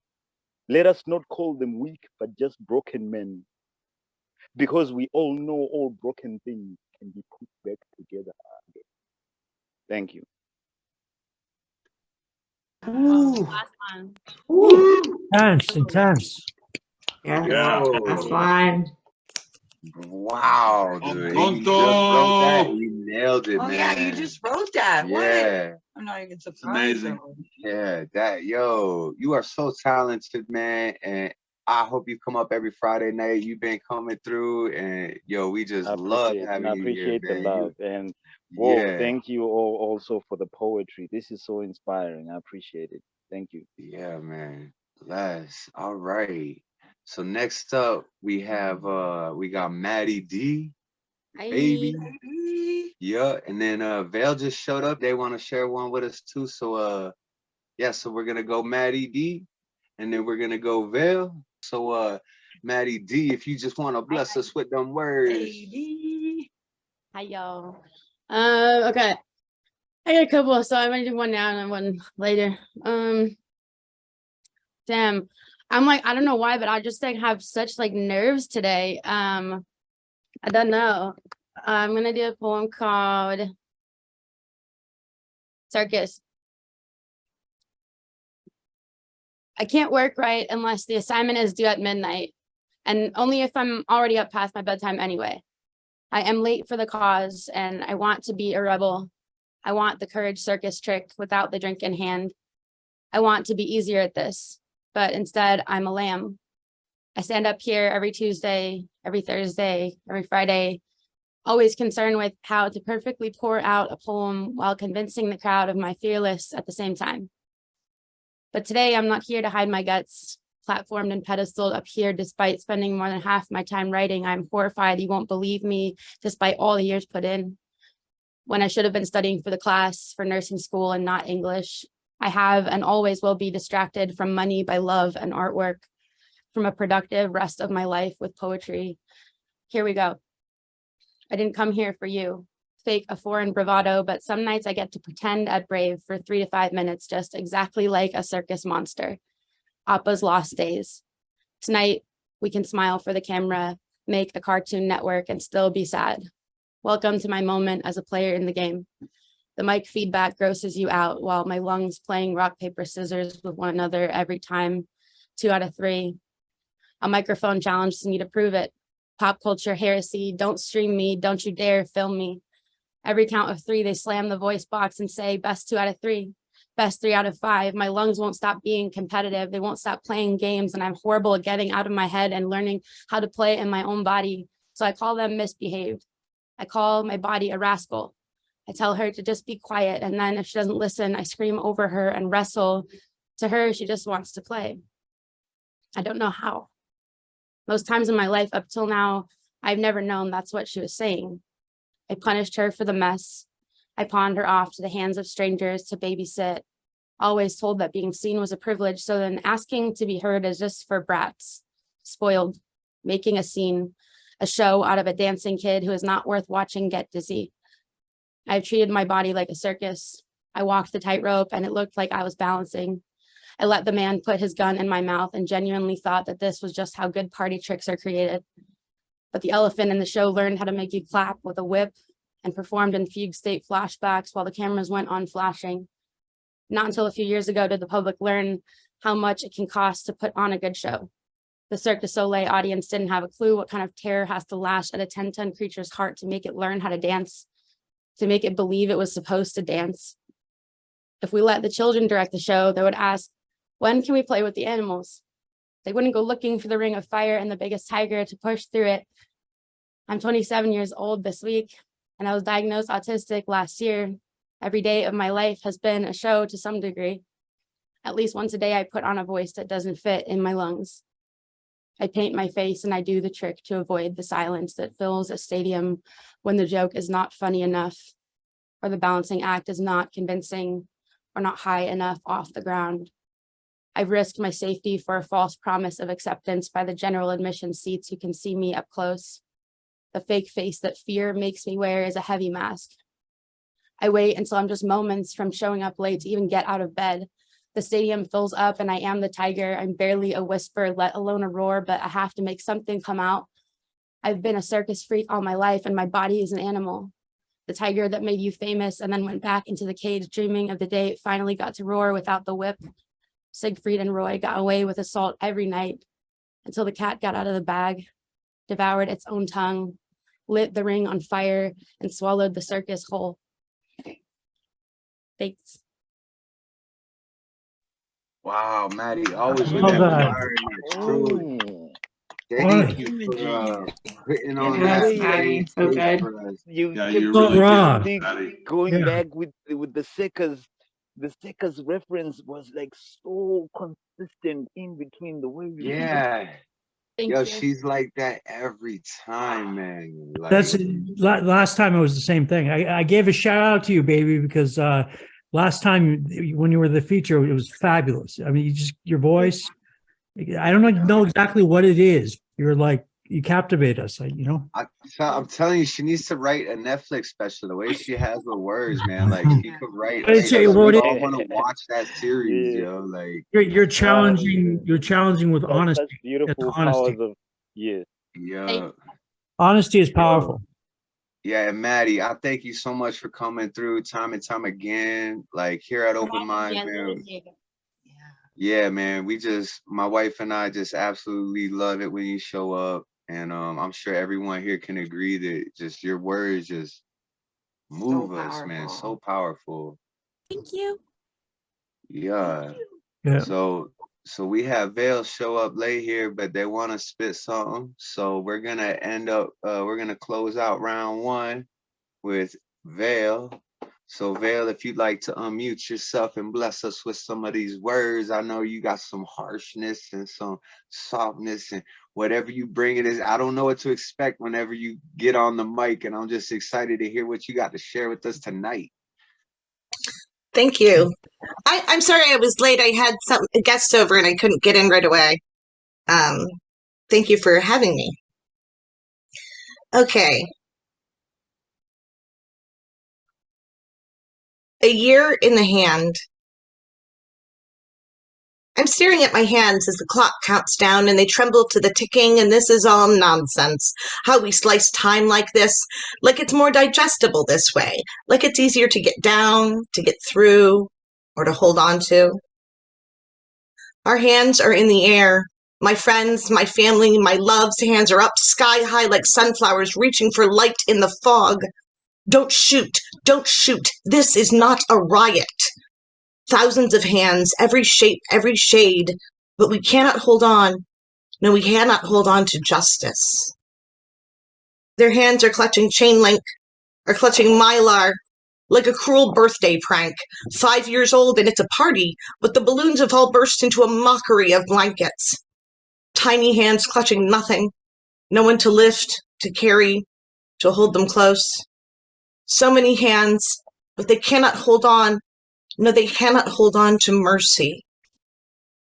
They're handing out tablets like windows into the wards, little pictures of death, of staggering breath, of love losing.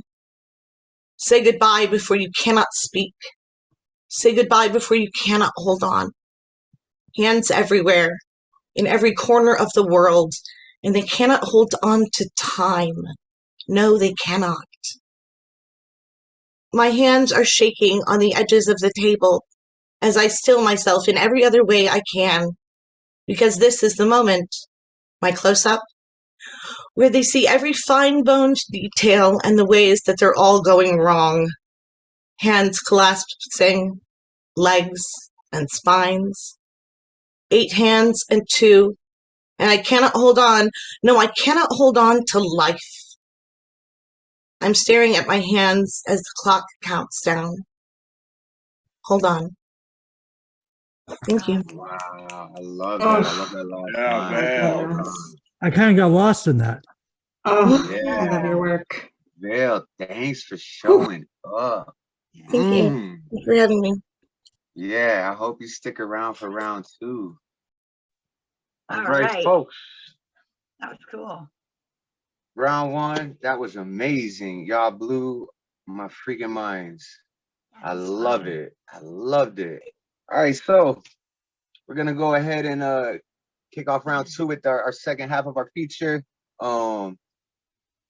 We got 2 poems that we kind of combined into one, right? And we didn't even realize it by naming them this, but my poem was called The Last Atom, ATOM, and hers is That First Evening. So in a way, it's kind of Adam and Eve, right? Like, Yeah, it was weird. So yeah, we didn't even try that. Like, we realized afterwards, we're like, whoa. And she just whipped this up like an hour before the show too. yeah, it turns out if you smudge and ask Yeah, I creator for smudged and asked the creativity creator for, and you're open to it, you'll receive man, it. yeah. Just like That's that. what happened with Gustav. That's how we did that collab in one day. Yep. All right. Give it up for my beautiful wife. The sun shone, a swan song to being alone.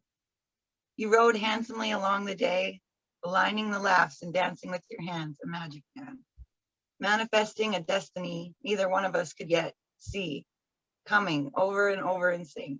You made me think about how my deepest dreams even came to be. It was you I've seen in every scene since I was forced to breathe. Now with focused breath, you show me death and how it's not what it appeared. No fear, just freedom to feel and peel down to our final forms.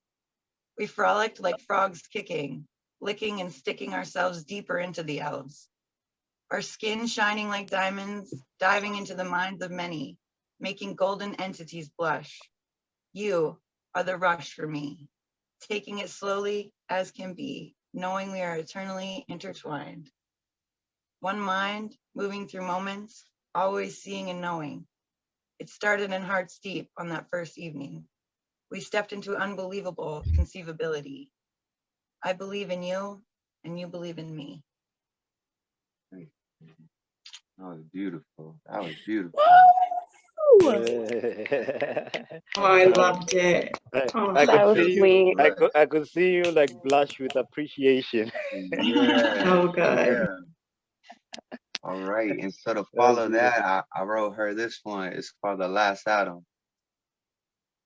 Feeling crazy, craving the creative crevices of your brain, baby. Am I insane? Maybe.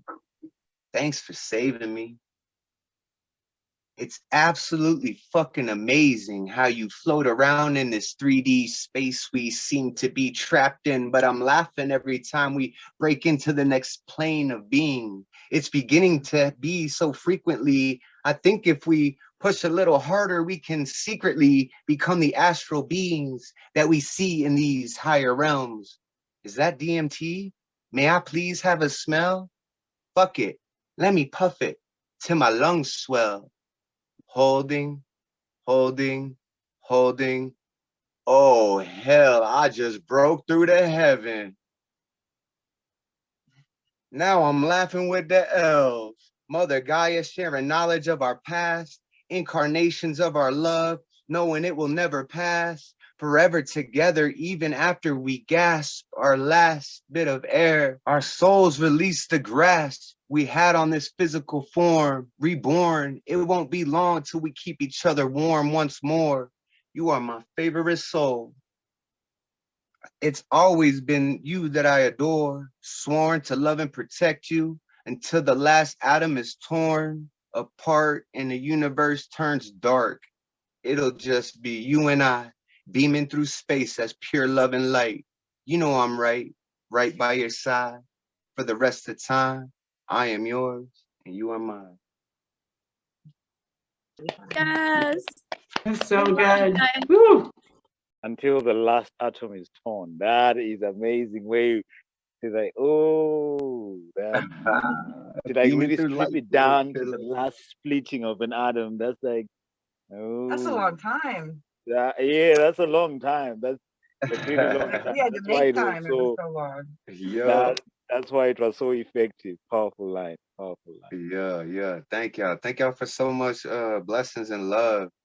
So yeah, I think we got all these people in here, right? We got Gustav, we got Atlas, we got Dee Allen. If you're not here, say we your got name. Eco. Yeah. If you're not here, say we got Carmen, we got Roman, we got Kristi, we got CP Mays, we got Zomkhonto, we got Mattie, we got Vayl, yo, like perfect. All right, so this is gonna be round 2. I'm gonna go ahead and mute y'all. Gustav, go ahead and unmute yourself and Okay. I am going to do these two. This is the Catman Dude of Kathmandu. The Catman Dude of Kathmandu came to town in 72, looking for hashish and wisdom profound. No one knows if wisdom he found. He just sat right down on the sacred ground. Then came the cats, miraculously they abound. Catman Dude smokes his hash, surrounded by cats, and merchandise sellers hawking cheap hats that say Catman Dude of Kathmandu can do. But this may or may not be true. Buddhist monks take care of this feline friend. To his every need they tend. And the Catman Dude of Kathmandu sits and smokes his hashish, waiting for a breakthrough. This next one is called The Legend of the Battle of Pelusium, with a head nod to Thomas for super line. Thank you. This is the legend of the Battle of Pelusium. I have a little tale about the Battle of Pelusium, the decisive battle between the Achaemenid Empire of Cambyses II and Egypt in 525 BC. The Achaemenid Empire routed the Egyptian pharaoh Amasis II and established the 22nd dynasty known as the First Egyptian Satrapy. Egypt became a province of Persia. The battle was fought near Pelusium, 20 miles southeast of the modern Port Said. Polyaenus, a historian and retired Macedonian general thought to be more interested in novelty than historical accuracy, writes that Cambyses captured Pelusium employing a clever strategy. You see, the Egyptians regarded cats as being sacred. Bastet and Sekhmet were Egyptian cat goddesses, and under no circumstances could an Egyptian injure a cat. Polyaenus claims that Cambyses had his men carry cats in the front of the attack. Polyaenus is describing an early form of psychological warfare. The Egyptians held their arrows for fear of harming the sacred cats. In the heat of the battle, the pussy wall held strong, while up from behind the spearmen came, and Egyptians slain. Pelusium was taken.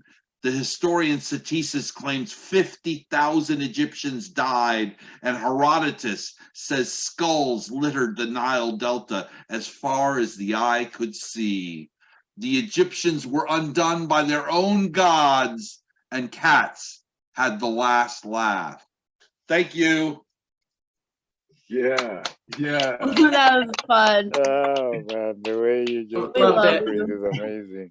Hey, all right. So coming up next, we got Atlas. If Atlas, man, you want to go ahead and unmute yourself and bless us with these words, buddy. They carried me through town like a trophy they just won. They got nothing but compliments and congratulations from everyone. As a baby, they could hardly wait for the moment I could walk. Then they would repeat words again and again to teach me how to talk. My parents were determined to prove I was the greatest kid. They made me feel so special and praised everything I did.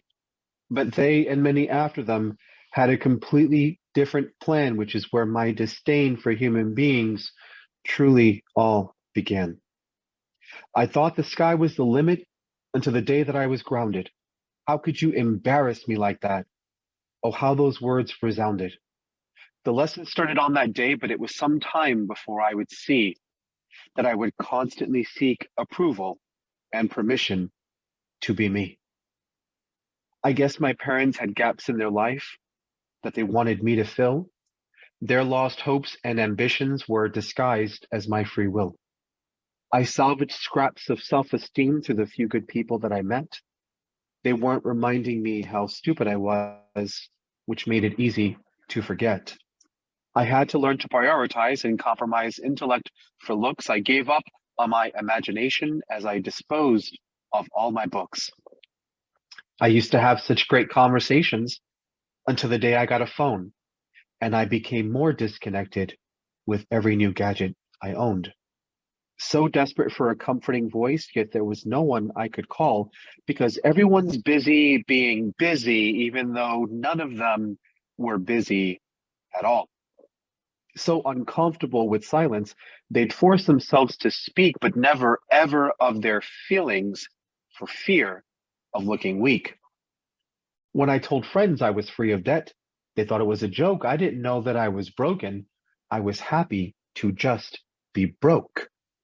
A way to make new friends. I thought social media would be fun, but as I amassed hundreds of friends, I felt like I had none.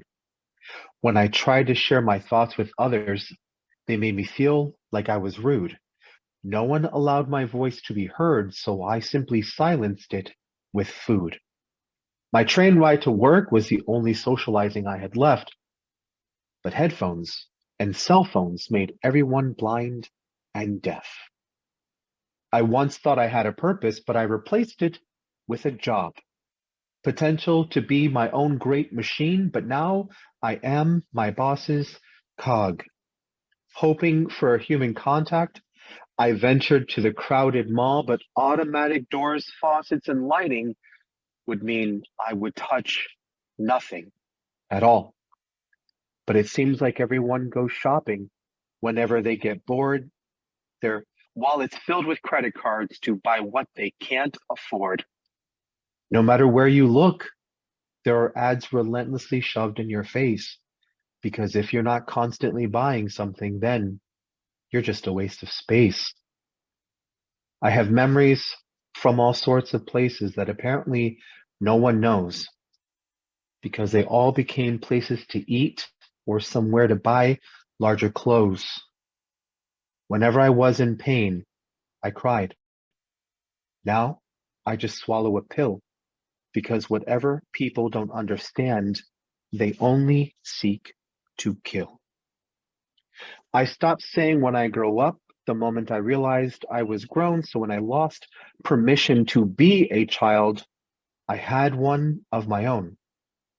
A car, an address, a house full of stuff, but all I really have now is debt, because I replaced resourcefulness with insurmountable regret. I thought I knew something about life. Apparently I was wrong, because instead of living twice as much, we should just live twice as long. A glorified storage unit is what I'm now forced to call my home. I have irrevocable envy for the homeless, because at least they are free to roam. Think whatever you will of me, but this was all that I could do to summarize my life's tragedy in a letter signed sincerely, me and you and you and you. Thank you. Yeah, you. Atlas bringing that fire, Beautiful. man. Yo, it's so beautiful, like Wow. powerful and I love elegant, that man. piece. Like just your Mm. cadence, bro. Like the way you convey just like these like complex, powerful emotions and like, Yeah, setting personal wow, stories. man. It's But like with just this Novocaine. like calming like cadence, you know what I'm saying? Yeah. Like, it's so beautiful, man. That was amazing. Thank you so much, Atlas, man. I really hope we get to see more of you. Let me see who we You guys have are on. extremely kind, receptive, responsive, and supportive. There's no reason why anybody would not continue coming back to this. Excellent. All right. So Right. So up got next, Dee. yeah, we got Dee Allen coming up next, and then following him, we got E. Cole. I'm gonna go ahead and post the roster. So Dee, if you want to go ahead and unmute your mic and bless us with some words, we would love that. I'm doing one last poem, and I'm going to use the share screen feature one more time. This is a new one called We Resist. Where Black fight back, we resist being surrounded by cars. Where Black fight back, we resist aggressors dressed the same. Where Black fight back, we resist the sight of their guns. Where Black fight back, we resist harassment at first sight.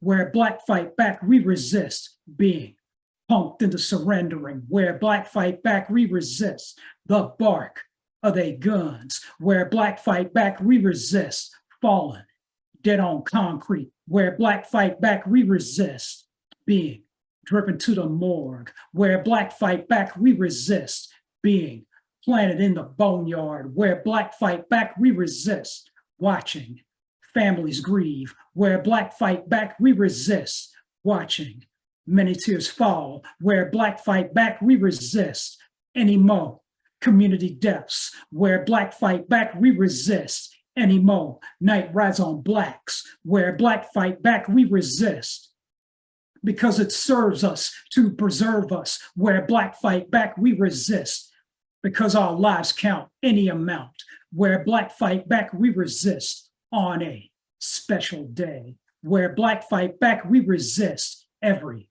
October 22nd. Where Black fight back, we resist beyond this one day. Where Black fight back, we resist the stereotypical criminal profile. Where Black fight back, we resist brutality from the police. Yeah, let's all learn. That was awesome. You and give it up for That's how it is. Yeah, where Black fight That's back, gorgeous. we resist. Yeah, that's The last poem was called We Resist. Yeah. From this mic to your ears, I'm Dee Allen. Thanks for listening. Congratulations to the Covens for a kick-ass feature tonight. Yeah. Yeah. That was awesome, Dee. That was awesome. Yeah, that was amazing. Thank you. And I missed that Dee nervous Allen. little chuckle of yours. Yeah, so let's keep this thing going, man. Who do we have up next? We got E. Cole up next. Oh, Yeah, buddy. Hey, I'm ready for this. Yeah.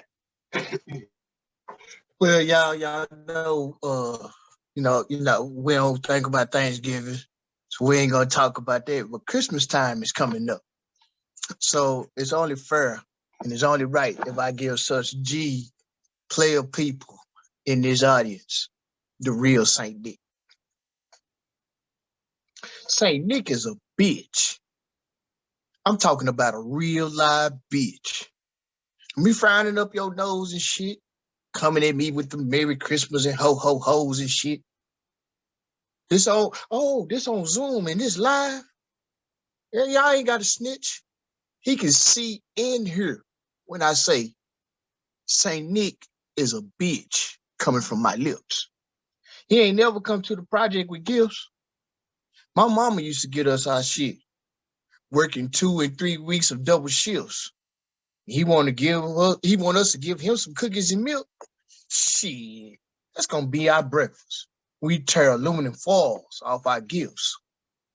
I ought to rob him at gunpoint for all his toys. Go to South Dallas and give them to all the poor girls and boys.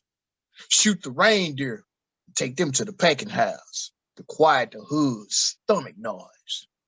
Take his sleigh to the chop shop, have it kitted out Rolls Royce. If you listening, Saint Nick, fuck you and your list. Fuck your wife and your life.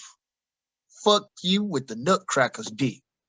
Saint Nick, you a fat, lazy, neglectful, real live bitch. Yo, that was the best Christmas poem I've ever read. Send Nick to the higher security. Yeah.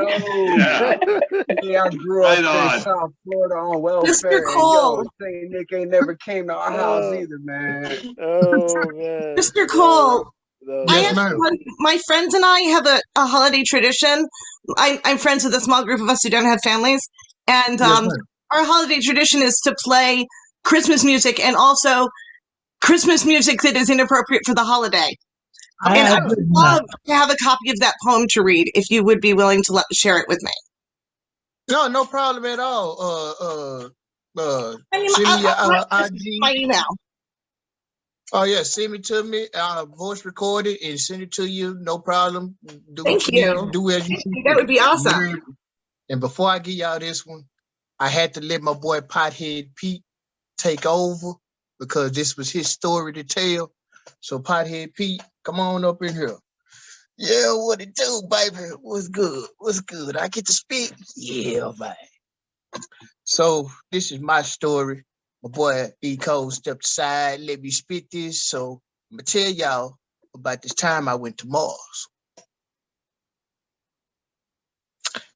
I had to write a poem about the time I went to Mars and met a dude there who rolled a joint across stars.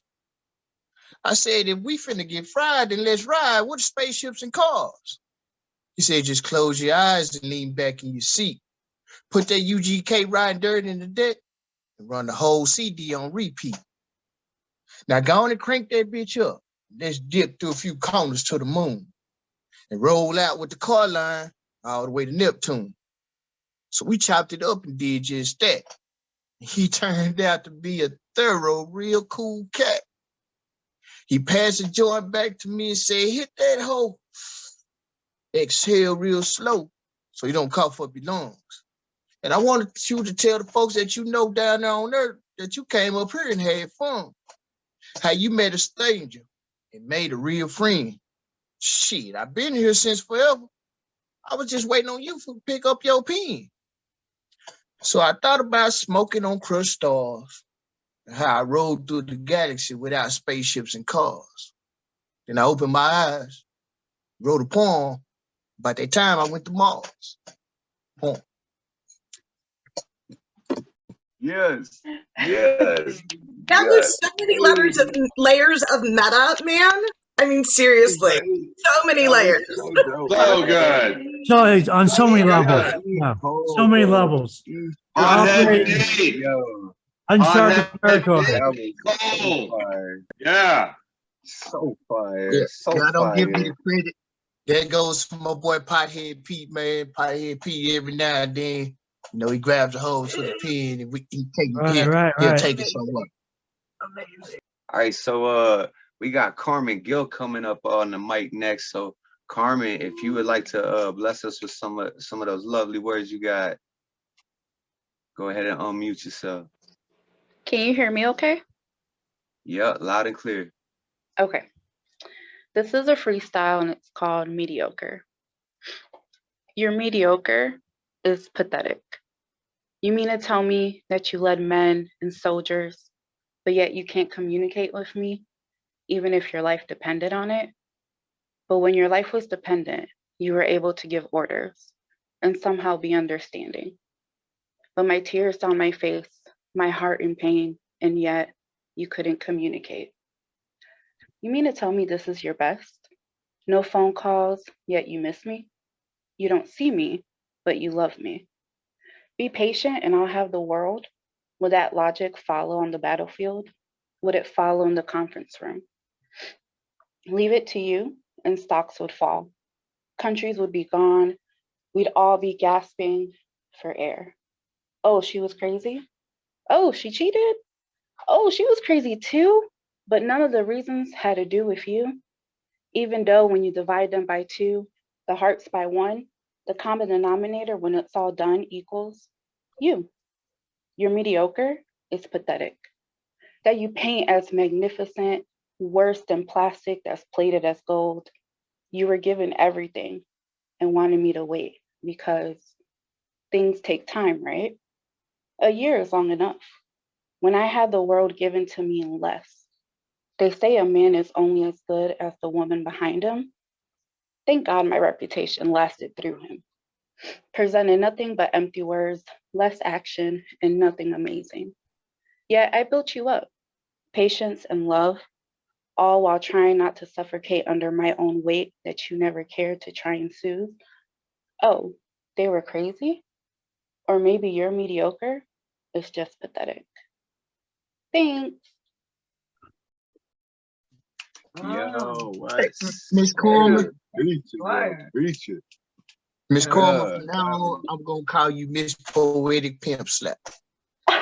Man, I'll take it. I'll take it. yes.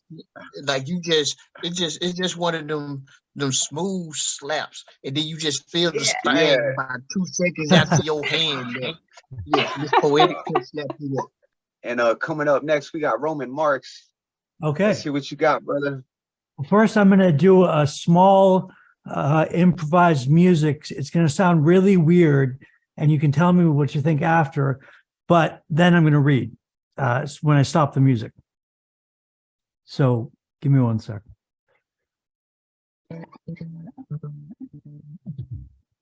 Hello? Hello? Hello?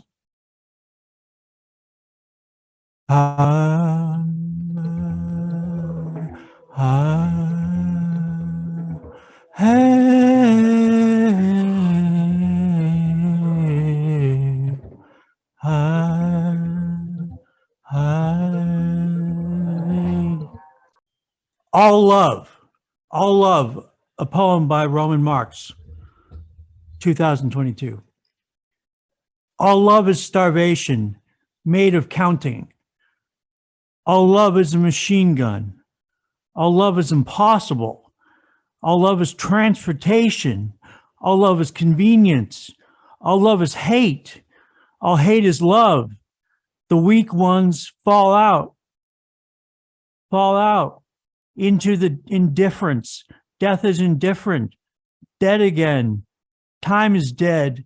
I am like time, wearing black, laughing at myself. All love is tainted. All love is a stranger in town. All love is perfect. All love is an epidemic. All love and kisses. Will you want my cancer? Will you want my cancer? Will you give me a kidney? All love changes. All love in all ways. My love is a virus, honeysuckle pain.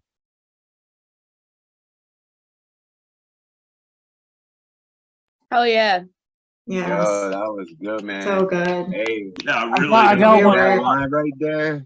That all love is hate, all hate is love. Reminds me of a quote I seen. I'm probably gonna butcher it, but it went something to the effect of the moment I learn my enemy enough to defeat him is the moment I love him. Love thy enemy. Yeah. Hey. Spare the music. This is something I'm working on. It's actually came from song lyrics. The Monkey by Roman Marx. I, the space monkey, god of the monkeys, but you don't love no monkey, but I am this monkey. I can't wait my whole life to find you beside me in the morning light. Remember the nights we died. Remember the night we died in this cruel vagabond of time. You could have been with me, but you want some other space monkey. I am the monkey, space monkey, god of the monkeys. I am space monkey. Houston, I have a problem. We could be garden of love. We could be garden of love. I see as a monkey, but cannot touch. You're free and so impossible. Reaper in the morning, morning shift. She's gone. She was always gone. Next. In my heart, the radio died. The rocket's red glare. The price is human sacrifice. Nothing is there. Nothing begins again. I am the monkey, space monkey. I am the gun. I am the bullet. My mind must be a weapon. I must be a loaded gun for the total weapons to impress you that keep monkeys strong. To love you as I love you in the absence of you, one day will also be gone. I am the monkey, space monkey. End it all. Push the button. Push the button. Push the button. Hell yeah. Thank you. I'm all set there. Yes. Hell yeah, Roman. Right on, Roman. Love that. Writing is Thank you. so important. Thank you. It's I lovely love to that. have an audience, you know. I would do this stuff if nobody read it. I would be doing it anyway. You know what I mean? That was dope, man. That was dope. All right, let's keep this thing rolling. Who's next? Up next, we got Kristi Scribbles. Is she still around? Yeah, I see you right there. All right. Kristi, Okay. if you'd like to bless us with your words, the mic's all yours. Thank you. This piece is for my dad. His birthday was a couple of weeks ago and Veterans Day, so this is for my dad.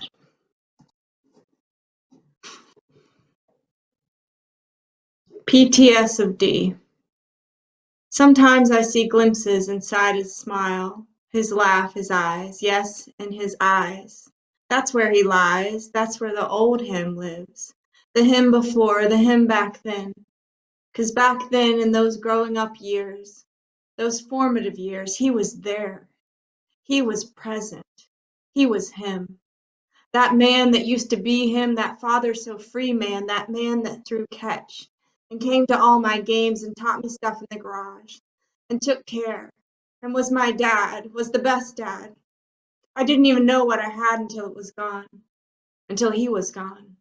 Those days that his eyes changed. The person who was him was no more, was never more. It was so many years before I figured it all out and realized what had really taken him. What had really taken him and snatched my dad away from me was the PTS of D that snatched him right away from me. The memories surfaced from the view of the NAM and the childhood trauma. It all spilled into his brain and things started to change and his eyes started to glaze and his pupils were so cloudy. As storms rolled in and rolled out and rolled away with him, with a whisk and a fury, the PTS of D wrapped his mind in a worry, in a person that wasn't him, wasn't he, the dad of me, never again to be, never again to be. He fights and he fights, but the battle just wins. And his mind turns the screws of the war in the jungle, those scenes kept alive by the replaying of loops. And the dad I grew up with just changed into something new, a new version, a new person that didn't have space for me anymore.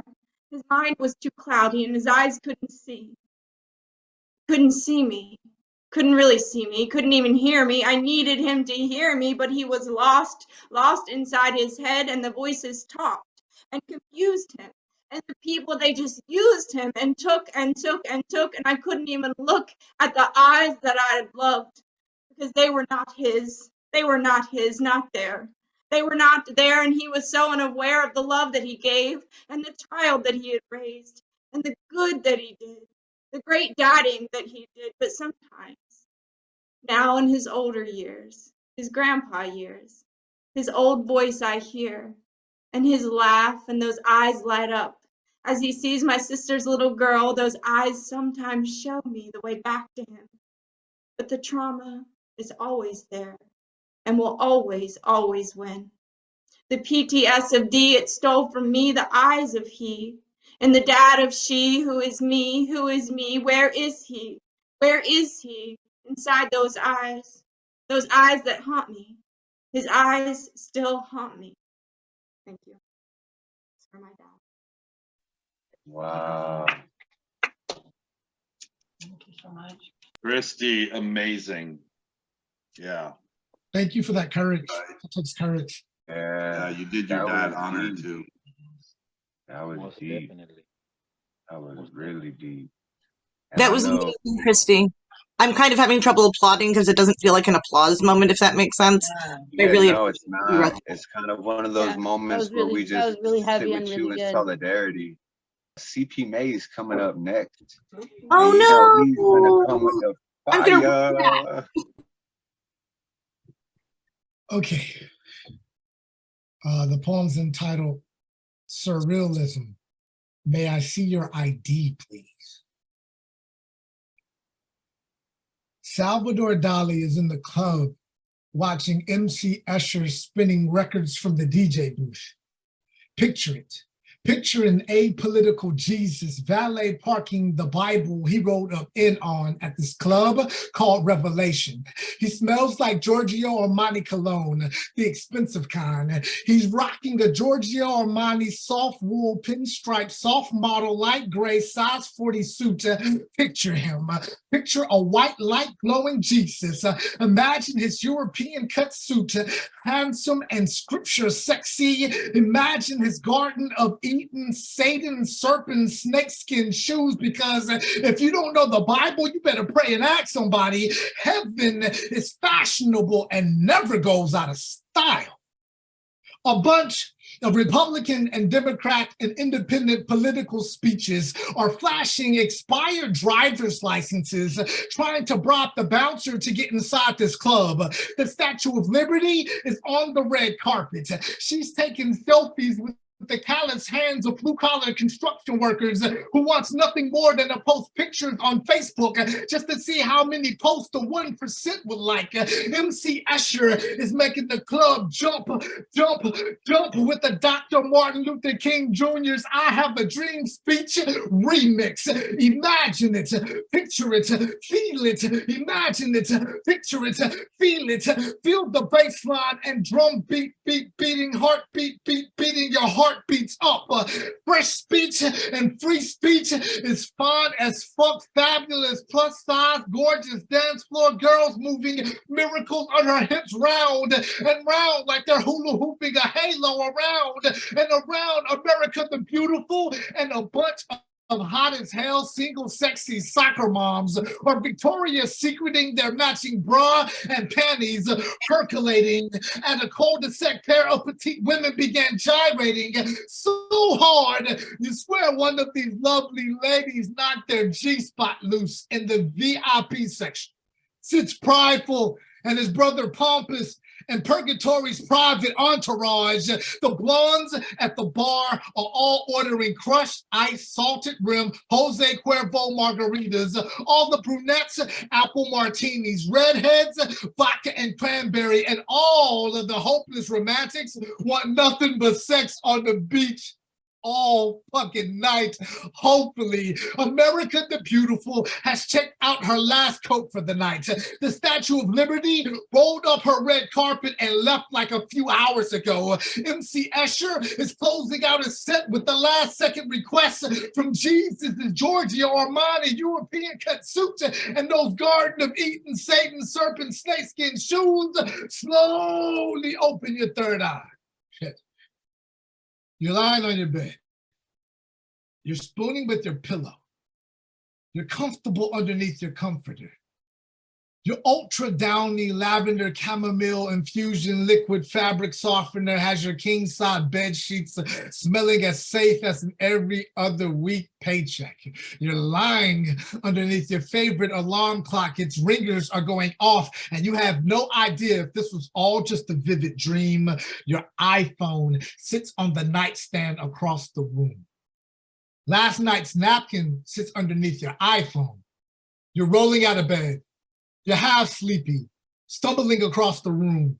Your right hand lifts up your iPhone. Your left hand lifts up last night's napkin. A note with a lipstick kiss. It simply says, "Hey, sweetheart, call or text me sometimes. My number is 1-800-WTF. Damn."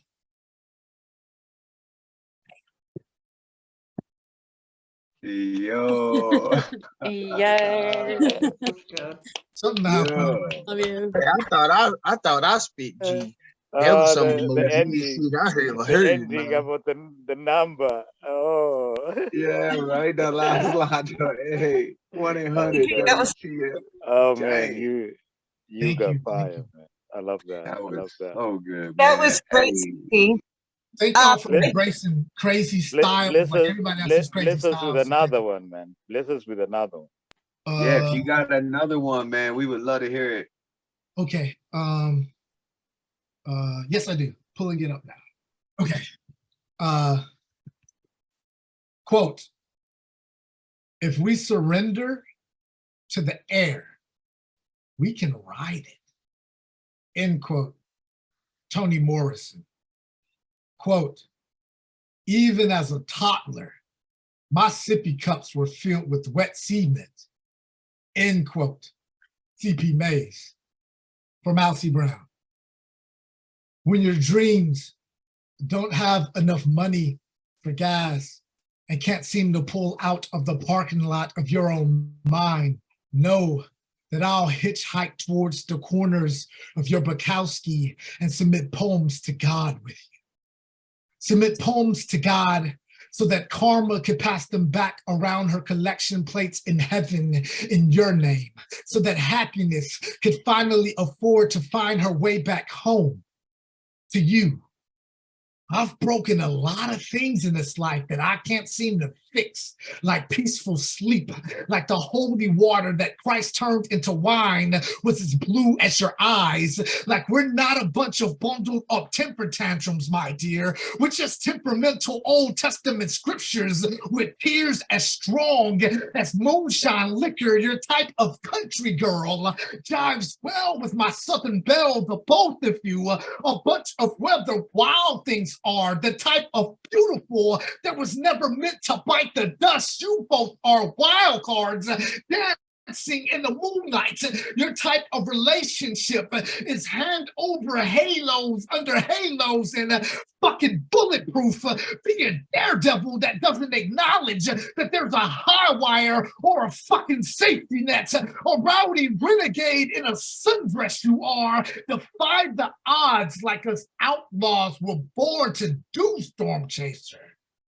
It's a foolish, half-baked, silly crack of a lightning smile, striking several times in the same place just to prove to the pavement that you abide by your own set of goddamn rules. The three of us are a special type of earthquake shy. The three of us are that type of right hook, uppercut, sucker punch that fist fights with demons in heaven. We're bred from angels falling in love with shooting stars aren't as fresh as hey failure. Fuck you. They say you can't make a cake without cracking a few eggs, right? Just like you can't embrace the angel on earth you were born to be, Mousy, without writing a few Dear John letters to the devil first. Bukowski says, what matters most is how well you walk through the fire. And my dearest damsel dipped in gasoline, remember that as long as we hold on to our sparks, imaginations on fire will be ours to wield at our own terms for our own yield. So spontaneously combust whenever and wheresoever forever says you can. When you're feeling broken for a while and it feels like a really, really, really long fucking while, walk light, but carry a big fucking stick, because growth will always need you to fast curveball pitch, knock low self-esteem's depression right out of that ballpark. So even if you strike out a few times, run the bases anyway, because fuck it, that's what us winners do. Don't just be another attractive actress in Shakespeare's The Whole World's a Stage. Be Gaia. Expects more from you than that. Never back down from a slugfest, Firefly. Even when the mason jars in your own minefields are waving white flags in the wind, be a fresh breeze that can't be bottled up or caged in or boxed in or fucking man controlled. For you can't rent or lease the levees in your eyelids when they're letting loose tears of joy, so don't run away from it. Embrace the face-to-face of it and tell your deep downs that deep down, deep being flawed is what makes your face-to-face with time beautifully flawless. From the bottom of my concrete heart, sincerely yours, CPM. Thanks, guys. Oh, man. Oh my fucking God.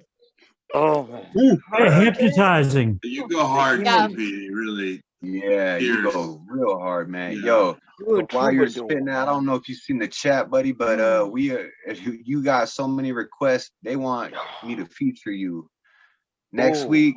We got That's called for. Spongo. That's called for. That's called for. Say when and I'm there. Say when and I'm there. Yeah, so check it out. Today is Spongo's birthday, so he didn't make it. So happy birthday! I still have your voice in my head. Happy birthday, Spongo. Yes. How old are you, Spongo? He ain't here. He didn't make it. He's not here. Took him away. He's gonna be featuring next week, though. Spongo's birthday, not Zomkhonto's birthday. Yeah, no. I'm so sorry. I'm so sorry. I misheard that for a second. I'm so stupid. No, you ain't. Your You're one of the most your intelligent face people I listening to know. that whole poem, I so enjoy watching you because the whole time you're like, Yeah. Yeah, the whole yeah, yeah. time, like, It's aggressive. It's aggressive in a really hypnotic way. Yeah. Boy, your voice is very hypnotic. Really. It's so powerful, man. Oh. Bring that marine passive. from the Are you on Instagram? whenever you do the feature, we'll be there. Are you on Instagram or Facebook? So check this out, man. Let's set it in stone now. We got Spongo coming up this Friday, next Friday. Nice. I'd like to have you on the Friday after that. If you're up for it, that would be December 2nd. That's 2 days before my birthday. It's like a birthday present for me. Awesome.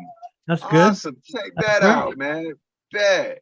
Yo, so yeah, we got Spongo next Friday featuring, and then I'm gonna talk to you. We're gonna get linked up. We're gonna line you up for December 2nd. And I'm pretty sure everybody here would just absolutely love that. So we're gonna keep things rolling with another one of a staple here. He's been showing up almost every Friday now. The last few Fridays, we got Zomkhonto. Let's bring that fire. Unmute yourself and show us what you got, buddy. Okay, all right. So today I almost refused to remember you. I shattered the windows of memory, forgetting that windows are not glass, but the space that remains when the glass is shattered. I forgot that when we throw stones at our own glass houses, they pile up and form headstones right at the front of our door. And the world wonders why sometimes we wake up dead to love and all its suggestions, and several unmarked graves of questions. I almost refused to remember your name. I forgot that windows are not glass, but that the empty space that remains when the glass is shattered is now a sharp heap of cuts for wounds of the gut that will bleed only on the inside, the heart drowning in its own blood. This empty space that has left me vulnerable to gusts of wind, scattering your love letters across my conscience, picking up speed with every breath that I breathe, making me wish I could not read, but no. All my years in class seem to have prepared me for this day, where I understand even the hidden, unwritten meanings in all of this. I tried to unlearn the alphabet at the same speed that your love letters were forming their own. A new 26 letters for words that make it crystal clear. The whole thesis of why you're here. It won't even need me to be literate to realize it's deliberate.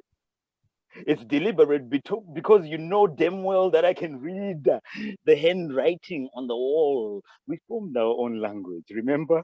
Yes, it says you are not there at all in large print. Even my mother, who never spent a day of school in her lifetime, took the hint. It is as if someone you picked out of a lineup translated this perfect crime right up to the second that everyone who is able to see what the pain of you living did to me can understand without learning its lesson. I forgot that windows are not like prison glass that never shatters. So when I threw a rock at your memory, it revealed you are fresh to me, as if saying, get off the phone. I'm here. Touch my elusive face, as if saying I was free to let you imprison me again in your lie, my lie, the web of lies that we told each other. Because now all of a sudden, when I try to escape you and take a walk into the wide world, every shop I know in my radius is selling your favorite dress. And I could save up and buy every one of those evil things and burn them. But you are dead certain that I could not convince you to remove the one you weigh in my mind. And if you did, your nakedness is a living statue that I would need another lifetime to uproot. I think my mistake was that when I decided to let go initially, I accidentally pegged myself inside my own bags so I could not leave. You just threw them right back in your closet. And the more I screamed for my soul to be released, the more I seemed to fold, just like my clothes. The second one that I'll give you is called If It Were Up to Me. If it were up to me, Africa would have declared its existence in Africa. But our humanity is like loudspeakers, so colorful and loud that the outside world yearned to take more than just pictures. Erected systems that stripped us of ourselves while claiming to hide our nakedness, made us victims of a sickness that severed our connectedness. And as they undressed us, octopus hands patted us down as if we had stolen our birthright, and that somewhere in the deep pockets of our melanin, they would find gray so dark, so black, like our skin, to bury us in. If it were up to me, each campus point would confess to the biographies lost at gunpoint, give up the tokens of each broken slave, surrender each wave that leapt out of the sea to wipe off the names torn from the bark of trees, where countless were hung from tips of their native tongue. Each campus point would confess to the coordinates of those maps that dug furrows etched permanently on our conscience, but silenced by our songs and dances. Naked drums scattered across the atlas, echoing different flavors of blackness, dancing to the beat of our humanity, so colorful and loud, way before tongue-in-cheek speeches, from leeches that justified empire's riches, way before tires screeching, midnight lynchings, and wise teachers missing from the classrooms of each generation, but only if it was up to me. But oh, pray it is not up to me, because I ask tormenting questions. I might ask, who weaponized my identity?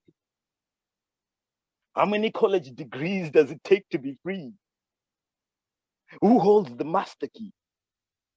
But honestly, deep down, all I want to ask simply is that what hand guides the Blue Nile from Ethiopia, Sudan, then Egypt? Is there some database above or below that holds the footprint and glow of the entire Bantu people whose noses are bridges to the breath of ancient times?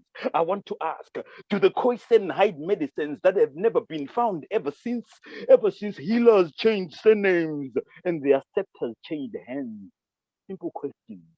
As curious as the eyes of those that have dreamed of the motherland and never been, or the African with muscle who idolizes Scarface in a hustle he never wins. If you have ever watched an African child play, you would know that all the artificial intelligence could not compute even a minute fraction of the innocence.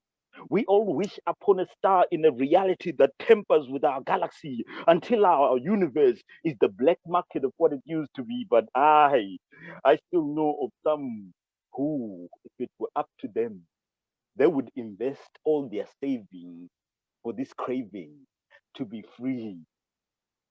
To be free like the voices of the griot in Mali that shoulder the secrets of ancients.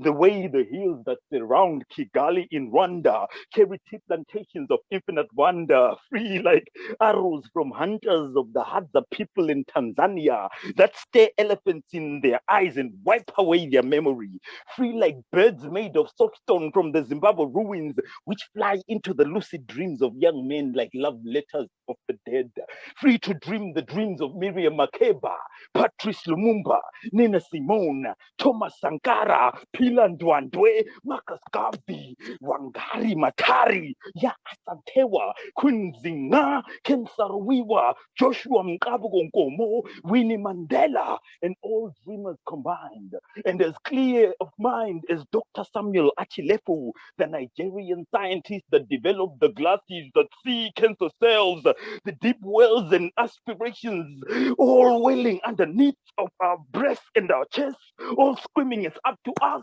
it's up to us, it's up to us. Thank you. Ooh, boy. Wow. Oh my God.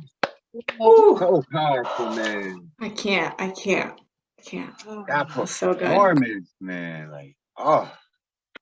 Mattie, before you take off, if you could just bless us with one more of your poems. Could be Okay. a short one. Yay. Yeah. No, All there's right. no such thing as a short poem from me. Okay. This poem's called Space. I wrote this poem because I've been figuring out my shit myself and been in a very long relationship, but in the last like couple years I've started to figure out that I'm probably ace, which is hard for people to deal with. So I wrote a poem about it. It's called Space. I'm dreaming of a presence or an absence, the way I want to be held like a secret handshake, middle school crush without the demand. I don't know how to do this like them on TV. Just wanted to touch you as in, there you are, me too, as in, love, that's all I needed you to know, not more. Please stop asking me for more. I wake awaiting a kind of violence, praying absence will make the heart grow something, anything at all, but my skin is still in debt to this trauma. I've been paying with life for life, with this body, a girl playing survival. I've considered that yes, there is a world in which I'm not about to be consumed, where I could be unwanted and accepted still. I've heard the gape of this quiet, the exhale that comes after the curtains. I can't be yours anymore. I need some time out. I need some breath. All my life, a spectacle, a museum with no velvet rope to hold you back. Touch me and you'll know my pain. Become yours, a curse. So please, hate me for this. You'll always skin your knees falling for me, at least as I am now, at least until I heal. First, me first. I'm looking for a girl, for an identity crisis, where I find myself safe and unwanted, indebted to no hands and held up by hot air balloons and suspended above the city, a place where I can watch from a safe distance how people love each other and unlearn in my own time the way he showed it to me, up close and violent. And now I'm a cover band of myself. A Broadway musical turned Disney on ice.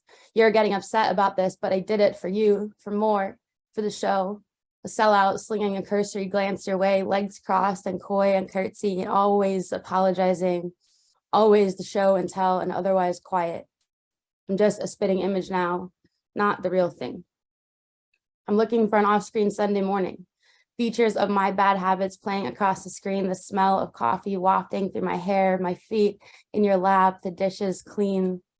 I get pretty in the mirror some days and you don't have to say anything about it. You look after the plants while I'm away and I make time for identity crisis. I'm not rehearsing lines or seatbelts or CPR this time. You call me on the phone and my voice alone is enough. You say you don't mind that I'm not home. I am my voice, my thoughts, a disembodied bombshell Rapunzel floating above the Big Apple. I'm fine right here. The girl nobody is watching, a girl without resuscitation, and they made a movie about her and forgot what she looked like on Sundays. I'm sorry that you need it. The skin that I've always worn for you, for always. I need to take this off, at least till I heal, at least me for once, at least me for once. Thanks. Yeah. Wow. Thank you for sharing that. That was so good. Something special about that. Always Mattie with the What's my fire. line? The line I'm gonna steal from you and never pay you for. What the fuck was that line? My skin is still in debt to this trauma. I'm paying for life with life. Get the fuck out of here. That was brilliant. And my favorite quote, of course, is a good composer borrows, a great composer steals. I said that. I don't know. Stravinsky, but we're pretty sure he stole it too. Everything's stolen. It's kleptogeny. Yeah. Hey man, we all just channeling the performer God, you know what I'm saying, the creator, you know. So it's just these words move through us, you know, in different ways, and they come out our mouths in different shapes, but it's all the same thing. Yo, so Vayl, you're last on the roster for round 2 here. Yeah. If you want to go ahead and bless us with a poem. Well, I was going to read 2 because they're both one page. Is that okay? Yeah. Betcha. Okay.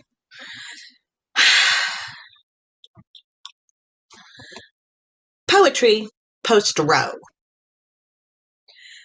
He reads a poem he says is about women's rights, where he uses war as a metaphor and mostly sounds like a sociopath. I somehow doubt his empathy. The next man says a bad word and is removed. This man says his poem is called Abortion, and he describes in lovingly clinical detail exactly what happens during childbirth, epidural to episiotomy, like the widest of writers detailing the murder of a black man by cops, like that's needed, like it's necessary to see red and taste metal to understand. Kind of assumes no one understands already. The white women in the room look increasingly uncomfortable. The white queers in the room look increasingly irate, and most of them are typing furiously by the end, but they do not look up from their phones. The black folks sigh and roll their eyes, and they look so tired. I just want to scream, "Shut up," to the man with the poem, but I don't, because it is not my place, and I'm waiting for the people in place to shout, or at least say something. But everyone is just uncomfortable and polite, like me. I feel failure and cowardice like a vice on my throat. Cameras flash in the eyes of the listeners, showing them up in caricature glare, all their clean lines and privilege, all their neat beards and neat pearls and neat children. They drip saliva while he reads. I wonder how to abort this poem. I wonder how to choose peace. I wonder if he actually believes he is helping.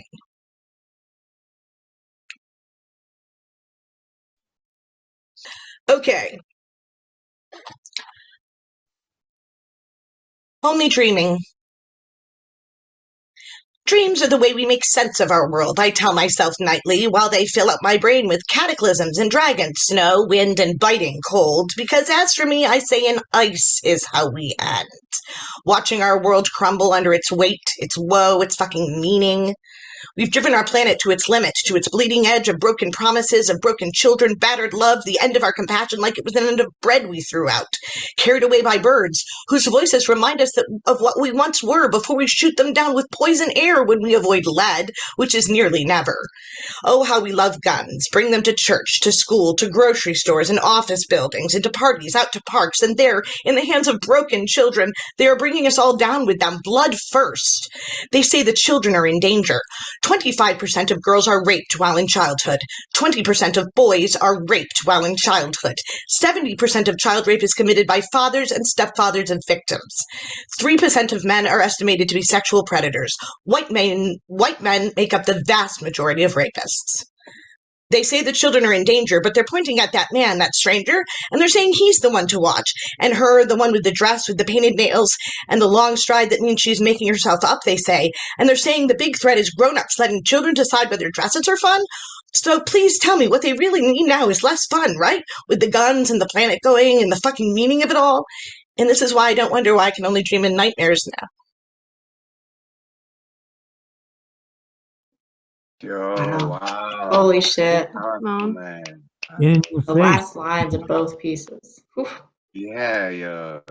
Ah, Vayl. Always with that, man. Wow. All right. So we're gonna go ahead and spark off round 3. I'm gonna do 2 short ones. I'm not sure about the second one I'm gonna do yet, but I know I wanted to do this one because I got my boy E. Cole here, right? And he was talking about blazing weed up in Mars and whatnot, right? And so I smoke from time to time. I haven't smoked since I got sober this last time, but you know, my whole family smoked weed, have been smoking weed. I don't even remember writing this. This is how high I was when I wrote this. I found it in my phone. I read it and I was like, yo, that was pretty dope. Like when did I read when did I write that? Like, so anyways, it's called Breathe Weed. Breathe. Breathing, seemingly to perform complex chemistry, fusing, diluting many gases, past this, now past that, the past, waiting for the future to grab slack, burn it back, don't return it whack, I like my blunts stacked, real sticky icky, no bullish, past that, twigs and seed and cash bowls, I'm too old for that nonsense, I want that bomb sense, Emilia, twist it tight, the type of herb that'll kill you. 2 puffs and I'm done. Pass it on. I laugh long while my left lung shivers and itches. I'm in stitches. Which is I didn't spit this. I'm ridiculous. I love it. Yeah. You're hilarious. So I wrote this for Propaganda Poets feature. It's called Human Unity. And we've been on this whole, like, you know, we all one family vibe, dude. We all together, right? And so I want to spit this one. It's called Human Unity. Bear paw, wolf teeth, steel blades, bone sheath, creep silent, no speak. Tonight we feast, blessed meat, endless rows of green, plant seeds and they shall grow, old enough to know this story just goes and goes and goes. Rains fall, rivers flow, sky delivers snow. Move close, it's getting cold. But this is the path we chose. Ancestral twine, twist ropes, binds our minds together with hope. Future ever changing. We been switching lanes, be amazing. Rearranging this reality, convergence of our mentality, the urgency of our unity is stronger than it'll ever be. So follow me. The sounds you and me create humanity. Let's make this planet great for the future seeds to grow and blossom. This earth could be awesome if the first step we take is together as one. All right, next we got, I believe it, Atlas is up next. Yeah, Atlas, if you want to unmute yourself and bless us with some more of them words, brother. Okay. My parents always taught me to fear nothing, and it worked. I'm terrified of it. I see a complete stranger I feel compelled to talk to, but I freeze and say nothing. I see someone being victimized and I feel like I should do something, but instead I watch idly by and do nothing. Knowing the worst thing you can do in any situation is nothing. I fear the idea of having nothing, being nothing, becoming nothing. I think we all do. Perhaps when they said nothing is impossible, they meant overcoming it. I know that nothing is stopping me, but I can't seem to gather the courage to stop the nothing. The world grows more consumed by nothing, and we destroy what little we have of it to get as much nothing as we can afford. People are choosing nothing over anything at an alarming rate and expense. Tropical vacations promise for hundreds, if not thousands of dollars we can lay on the sand for days and do nothing. We run up expensive cell phone bills from long conversations about nothing. We take to social media. My heart goes out to, my thoughts and prayers are with, but what do we actually offer people in pain? People in need? Nothing. Billions of dollars spent every year on antidepressants and painkillers so that we can feel nothing. We pay for others to do what we are capable of doing ourselves. We shop at one massive store instead of several smaller stores. We drive on the highway at death-defying speeds, risking our lives and everyone else's, and we do this to allow as much time left in our day to do nothing. It's become a staple of American culture to get to a point in your life as early, as young, as wealthy as possible so that you might have the luxury of spending as much of the rest of your life doing nothing. People who can't walk fantasize about dancing. People who can't see fantasize about traveling the world. People who can't hear fantasize about listening to beautiful music or exchanging in meaningful words. But what do people who can see, can walk, can hear, what do they fantasize about doing? There was a time when they were burning books to keep people from reading. Now our libraries are empty. Our bookstores are closing. There was a time where you would wait weeks patiently for a beautiful handwritten letter, and our postal service continues to struggle financially because we have replaced pen, paper, and emotions with text, tweets, and emojis. There was a time where you would be killed for believing in any god. The only time anyone seems to pray is in hospitals, prisons, and casinos, making quick deals when all they really want is another dollar and another day alive to spend it. We live in a time that every one of us had ancestors upon ancestors who died to afford us the very freedoms that many of us have. And in this glorious, hard-fought time of liberation, this wonderful amusement park of life that someone else paid the ticket price for, what do we choose to do? Nothing. And I don't know about you, but it's pretty terrifying. I watch as more and more goes away, opportunities, options, people, and nothing comes along to replace them. I'm serious, like nothing comes to take them. And I wonder, how much longer can we continue to do nothing before there comes a point when there is nothing left that we can do? How much longer can we continue to aspire for nothing of ourselves before that is inevitably what we are known for, and what we leave behind? But I can tell you, as someone who came into the world with nothing and still has most of it left,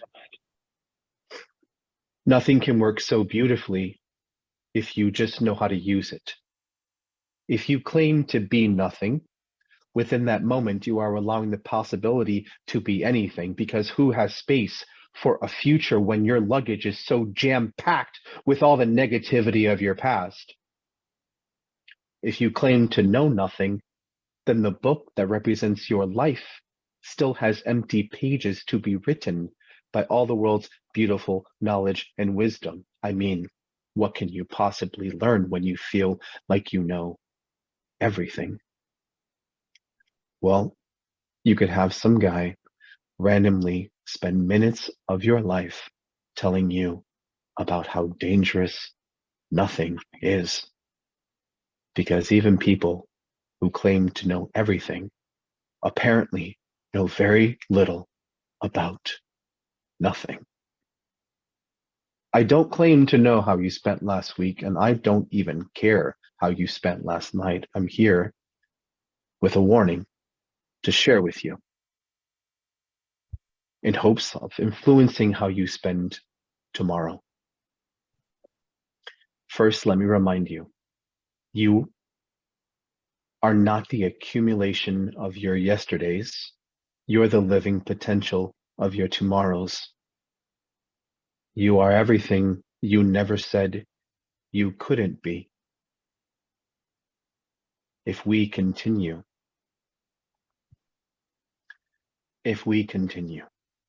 to allow the nothing to consume our time and our attention, it will consume us entirely. Perhaps this warning will change the way that you are, to the extent that the people you associate with will notice a change in your behavior. Maybe so much so that they ask you, what did you hear? What did you see? What did it take to cause this incredible change in how you are with me and how you are in general? When they ask you, you can honestly tell them, it took nothing. Because either we realize that making this world better takes nothing, or we allow nothing to take this entire world. Thank you. That was an awesome last line, dude. Thank you. Oh my goodness. Yeah, great. That's call. Loved it. That's some game. Yo. Hypnotic, again, hypnotic comes to mind. Atlas. I spaced out on some of it just because I'm spacey, but like the good, like consistent delivery. You know what I mean? Yeah, yo, just man, your demeanor and just it's so powerful yet elegant and just and calming, and like that was I believe the greatest poem about nothing. Yeah. Like you fucking nailed it, man. All right, so Mattie's getting anxious. She's got to get dressed soon, so we're gonna throw Mattie on next. This poem is called Sugar, a study on the prevalence of chemical coping in childhood veterans. New finding. We find cooperation to be synonymous with consent, despite how studies show that two bodies cope differently with the same weapon, whether holstered at the hip, the breast, the throat, or the fist. My brother is a chef, my sister is a lawyer, and I am a trigger finger with poor discipline. The body demands an answer from me and I drink. The body questions a feeling and I answer. I am the liquor. I am the answer. I'll be 27 next week and I can numb you cold like a body for my birthday. A drink in hand is anesthetic nerve block. My sympathetic nervous system's preferred drink of choice is Teflon. Pour a cold one. Freeze up till dawn comes like frostbitten cold feet, or a study on child sacrifice fossils who survived their own ritual killing. After living through the bloodletting, I met an ugly traveler at 19, and together we both barely get the phone bill. We always pay the bar tab in full though. Both drink till the belly bloat and then drink another, so we get married at 23 because we found a plot of land together to call home and still see our cemetery backyard in the future. You and I are similar because something is starving in the kitchen. You and I both deny the rape kit at 15, inject a synergistic drug instead that will make blood blisters into our esophagus someday, because either way, the result, the case against him, the verdict, will not make this feeling anything better than numb. Jailbait, prepubescent, bite-sized police puppy with a big mouth. Bloodbath out of a simple command. A single word is all it takes sometimes. We bury the children's clothes that belong to us, and then we call our mothers. We never forget the child. We weep at a movie trailer, at a commercial for the early 2000s, at a film, at a horror. If I drink too much, I get sleep paralysis. My vocal cords stuck and sticky on a single horrific gurgle. No such thing as poison except the dosage, right? I have too much medicine and my comfortable numbness becomes quadriplegic. New finding. Child abusers will always make picture-perfect holiday cards. An effortless picket fence made of iron and wrapped in barbed wire and a fresh coat of eggshell white painted for the neighbors. And now look at us. Nobody to walk us down the aisle, but we can make a crime scene out of any day of the week. We healed ourselves into a scar, and now we can retire these canine teeth to a handle, a choke collar of our own choosing, to leach out the poison and turn our blood solid in saccharine. New finding. Carbon tetrachloride is a carcinogen undetectable outside of the smell of it. Something like candy corn. You woke up next to me after a bottle of cheap whiskey last night and smelled like sugar. Pre-diabetic breath, keto acidotic smell of putrefied liquor in the liver leaking out the mouth. I am the liquor. I am a macabre costume trying too hard to pretend it's October 31st, 365 days of the year. Where is the body? Where did he kill you? Where did the touch become deadly? Maybe we are all trying to drink away some kind of shame, phantom limb sickness, or a prayer for my sleep paralysis demon to come tonight and fight back the demon in me. I left myself behind in Illinois and they find my bones in the attic, in the cement, the kitchen incinerator. I kind of get myself to choke down a solid meal today. He killed me in front of the family room. He slaughtered me for breakfast every day. We are coming up on the 10-year anniversary of my funeral and I'm still hiding bodies under the sink, in the Pine Sol bottle, the pocket flask where nobody looks.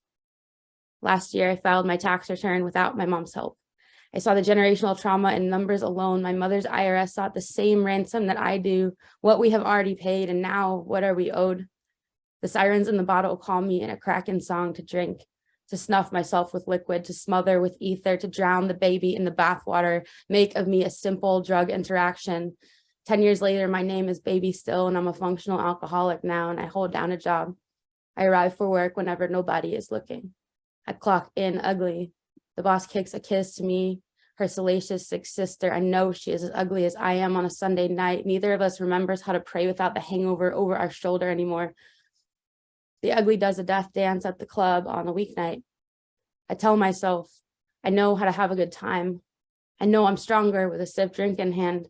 I know how to hold my liquor, know not to puke at the party, to go outside, fumble my hands into an alleyway and kiss the garbage again, to dump my own death inside the bin where nobody will look. Thanks. Thank you for sharing that again with us. On Oh, bro, you just gave us a whole series of a show. Like, Yeah. we seen that shit. Yo, Like, every you know. time. All right. We got E. Cole. Okay. Ooh, I'm ready for this, man. Oh, yeah. I'm ready for this. Oh, yeah, yeah. What you do, man, Mattie? Go have fun at the ass, Mattie. Do your thizzle. Man, say. I had said in the comments a little bit earlier that I'm fixing to do something with these poems. I ain't never did this, but I'm fixing to do this today. Listen closely to these two poems I'm fixing to spit. This first poem, if you can give me at least 4 other authors of what you hear, I'm gonna send you a free copy of my book. Just we're gonna connect on IG, DM me your address. I'll send you a free autographed copy of my book. Second poem I'm fixing to do, if you can give me at least 7 other artists, or if you can get as close to the number of songs as I've written in this poem, I'm gonna send you a free copy of my book. Autograph it and see the copy of the book. This first book I call The Library Adventure. I went to Everville to see the Great and Secret show. The Outsiders was there to perform a song of Fire and Ice. And it was rumored that the vampire Lestat would be sharing the stage with Mimnock the Devil. I just hoped that the Deathly Hollows would rock it with their swan song. Just as I got to my seat, a vendor from the Hellbound Heart came with some needful things. I bought me a whiskey a go-go and a pineapple grenade. He recommended that I pay attention to Lasher and Taltos when they performed the witching album, and to not miss the girl with the dragon tattoo. As the stage was going into the darkness, the Silence of the Lambs started rocking out. When Hannibal belted out the door to the symbol as he was walking through a pet cemetery. And as I heard the opening notes of the bizarre bad dreams and saw the inhuman condition walk on stage, I just knew that I was right where I was supposed to be, chilling at the library. Boom. I've got 4. Can I do my 4? Barker, Rice, Rowling, King. Gotcha. After that, I was listening to you too much and I got lost. What? Yeah. Like, oh, that one. Oh, now I've forgotten which the last one was. Yeah, you win the prize. Yeah, I want this book. Yeah. Now, since y'all like my boy, he decided he gonna come back and he gonna give y'all nothing. Pothead P, you ready? You damn right. I can do this? Yeah. Say y'all, man, I love music and I am a big fan of rock music. To me, rock music has some of the most creative, metaphorically music I've ever listened to. So I love it. And so as Pothead P, I decided to write my hazy adventure with rock music. I was sitting under the bridge, assessing the thread of romance with a zombie and a rooster, laughing at all the heathens and the beautiful people. By the way, I was high on lithium and glycerine when I heard someone scream, "Janie's got a gun!" Rolling in Marseille to jump down in a hole, each of them carrying a bag of bones. It looked to me like they were numb to the bodies, being caught up in an irresponsible hate that no one knows. It was a kind of bittersweet symphony that caused the youth of the nation to walk through the cemetery gates. It reminded me of an interstate love song I once heard while driving under a black hole sun. And looking up at a champagne supernova, I hit a wonder wall and was saved by a lovely white trash beautiful. Her name was Danie California, and she said she enjoyed heckling bulls on parade with peaches. She was a cold, hard bitch and more human than human, with a knack to hurt my self-esteem by blaming me for there being no rain. This living dead girl was a real black magic woman. We were headed to the dope show and had decided to cut across the boulevard of broken dreams when we almost got hit by a speeding Dracula. It stopped, and we were amazed when we saw a freak on a leash being led out by a sharp-dressed man. At first, he was all apologies. Then he said, "Welcome to the jungle. My dark necessities are in high demand, but I alone must creep, because I'm wanted, dead or alive." We made a deal while running with the devil. In exchange for my Vaseline and my only bullet with butterfly wings, he'd take us to the house of the rising sun. We were blocked at the entrance by a loser trying to direct us to Possum Kingdom. The better man stood there like a stone and yelled to the believer, "Call me when you're sober," and hail to the king. Watching his drama unfold, no one noticed the man in the box walk up to us. With the lift of an angel, he commanded us, "Come as you are, for all of you are my immortal." Before he could get closer, I let him know that I just wanted 2 joints of some purple haze and 40 ounces of freedom. And I just asked, "Man, just let me sleep and wake me up when September ends." Poem. Yo, what? Yo, that was so dope, man. Hey. Ooh, boy. E. Cole, man. I hope you're here next Friday. Yeah. All right, let's keep this thing rolling here. We got a couple more people to go through. We got Carmen Gill next. Thanks. This poetic pimp slap is in the building, everybody. I'm gonna read one that I wrote tonight while we were in open mic. It's a freestyle. All right. Repping matters. Not that, oh, I rep this street and city type. That's pointless.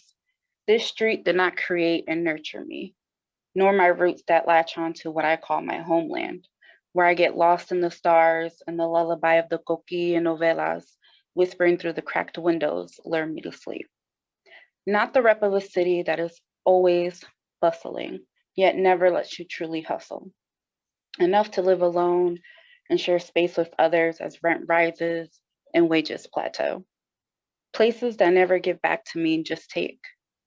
I'm talking about the true rep, the ones that linger in the mind like a warm cocoon where the true you lives. The one where you see someone who looks like you and your soul feels a kind of calm and safety net that can catch you if you stumble on words.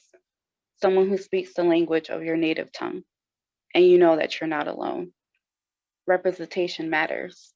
In the store, as you bustle and forget how to pronounce pan. ¿Tienes pan? Cooking pan? Como el bread?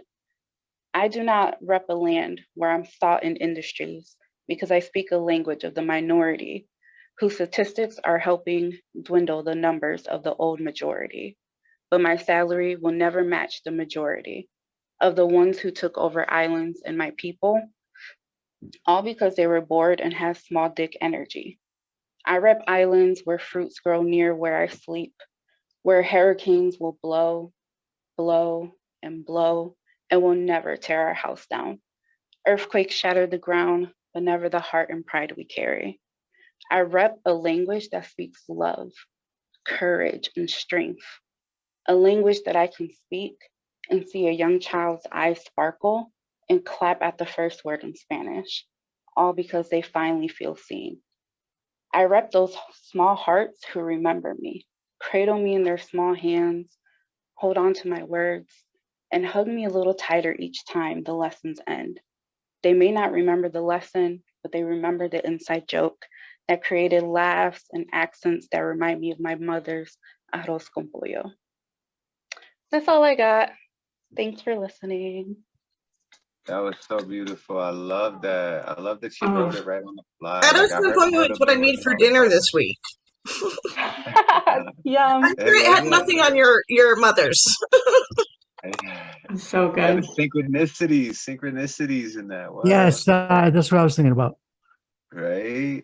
Yeah. All right. So Roman, go ahead. Is you next, buddy? Let's see what you got. I love it. I'm going to torture you with like 3 minutes of music based on my voice, and then I have some poems to read. I'm thankful to you guys for being here. It means everything to me. Really, I don't get out enough, you know. So yes. Furthermore,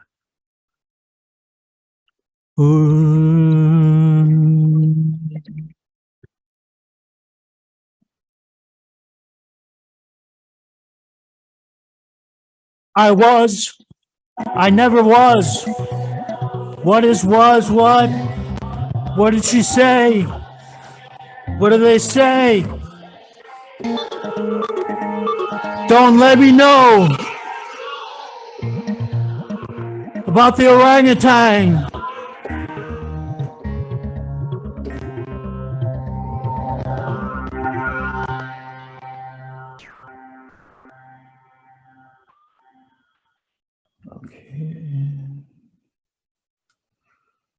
It's all just a trick of light.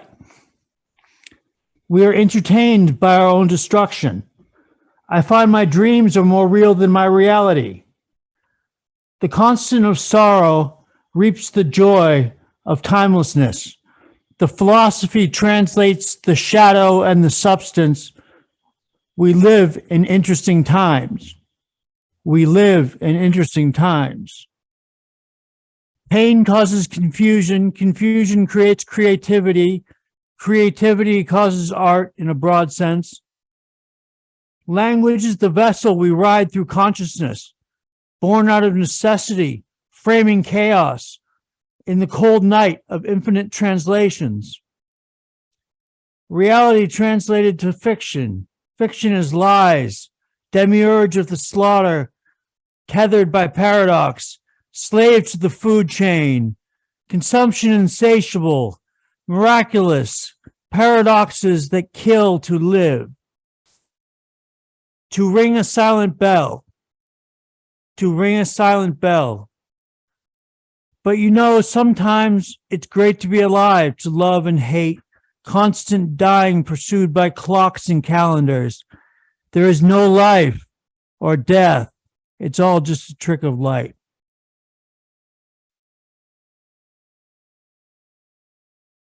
Yeah. All right. It's all just a trick of light. And coming up next, we got Kristi Scribbles. Okay, so I have my book, Sacred Elements of Me. I'm a channeling poet, so I wrote a book channeling the elements. And this is from the water section of the book. Underneath the surface. I sit down today, and I close my mind and open my heart. And the ocean comes into play, and the feeling of the waves wash over me. And the feeling of the vastness carries me away into the sea, into the salty brine that holds so much, so many, so magic. As I float along the water's wave, I remember the memories, the sounds, the taste of salt inside of my mouth, and I consider the source of it all. And I start to feel choked up. And the ocean says, let it go, child. Let the salty tears of you into the salty sea of me. And I just let go. And the waves inside me start to get so rocky and start to overcome the swim that I can handle. And the panic sets in, and I can't seem to catch my breath, and the ocean starts to fill the insides of me. And I start to go down, and as the waves inside me start to pull me under, and I hear the ocean in the sweetest of voice say, allow it to wave, allow it to flow through you. Allow yourself the release of all you hold inside you. Release the control, release the control. And as soon as I give in, as soon as I let go, the waves start to flow and I am bobbing over them with ease. And the seagulls start chatting and the dolphins start singing and the whole ocean comes alive. And I decide to take the dive into the water, into myself, into the rough waves. And as I break the surface and my eyes adjust, I see everything that was below me as the ocean, it holds me. And we start to swim and explore and move. I am moving as the sea within me. I am moving as the tears without me, and I push through the scary, the dark corners, the sharks around me. And suddenly I find myself at this amazing tea party, where I seem to be the guest of honor, and they are all waiting on me to drink some tea at the bottom of the sea. So I pull up my chair that sits on one end, and I look around, and I see all the versions of me, and all the creatures of the sea, and they all start clapping and laughing and congratulating me, as I have made it. And I am here. As the orca does loops around the table and the jellyfish lights up the party with their luminescent glow, and the blowfish blow the candles atop the cake. And the shark is the DJ as the music plays, and the seahorse sings, and the entire ocean rejoices and lends us their voices to the party, the music, and the celebration of me, this girl, who was almost taken under by the waves of anger, of regret, of grieving, of what-ifing, of why meing, of not believing in the source of it all. And I feel the tears coming to mix my salt with the sea as the happy waves overtake me. And I hear ocean whisper, let it go, child, let it go. Thank you. Oh, that was so beautiful. You inspired me. I think I'm gonna close it off with my ocean poem now. Like, oh, it's a short, sweet one, but that was amazing. All right, so next up we got CP Mays. So yeah, CP, if you want to go ahead and unmute yourself and bless us again, buddy. Oh. I was cardiac arrested for heart beating myself up with broken nevers boomeranging back, I love you. I was facing 2 charges of breaking and entering her cold shoulders, searching for an honest truth. Eventually, her honor dropped the charges. But other than that, I'm good. My family tree stumps. Granite planet gravel gospel rooted in gunshot ghettos, brain stems, no seeds. Dilapidated was the day of the month I was born in. My family raised cocaine and Abel for prophets, the second coming of God's, coming in second waves of a 7-day high on the 1st and 15th of every month. I can still smell the stench of a 38 snub-nosed revolver in my urine. When my mother's water broke, it smelled of slumlord gutters and past due rent, busted veins, broken leases, and pawn shop tickets. Murders brought the family together more than any Easter Sunday ever could. My heartbeats are knocking on the door of a bomb scare, and I should be scared that I'm not. I should be scared that the truth and facts sometimes get sleepy and feel the need to lie down for rest. I should be scared that in 2004, my grandfather died not knowing how to read or write.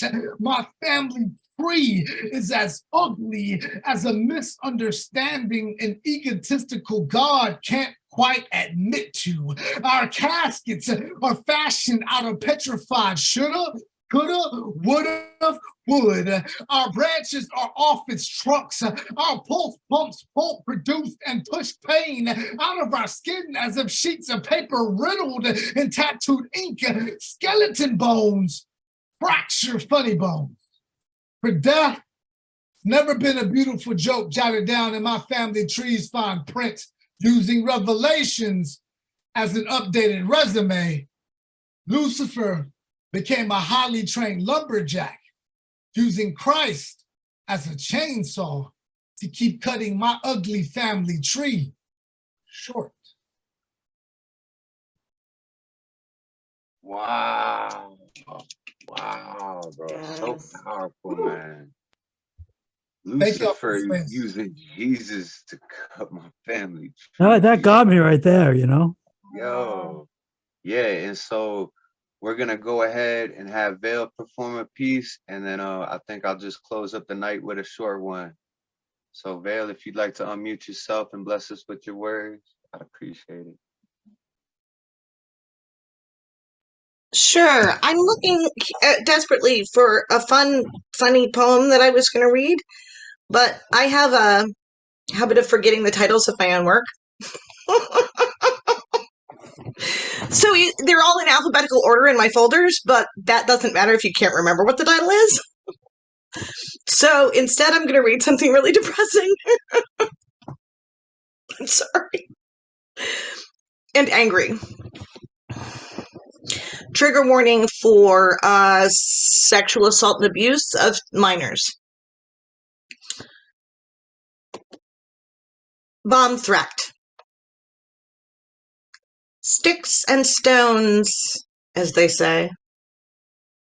The word trigger is defined as the component responsible for transmitting the signal of an ignition to an explosive device. My very first childhood memory is of my innocence ripping, like being torn into reality. The word made pain. I was 2 years old. My mother was not home. Words conjure ghosts. They haunt us. To warn someone is to give them advance notice of an upcoming event or situation potentially hazardous in some fashion.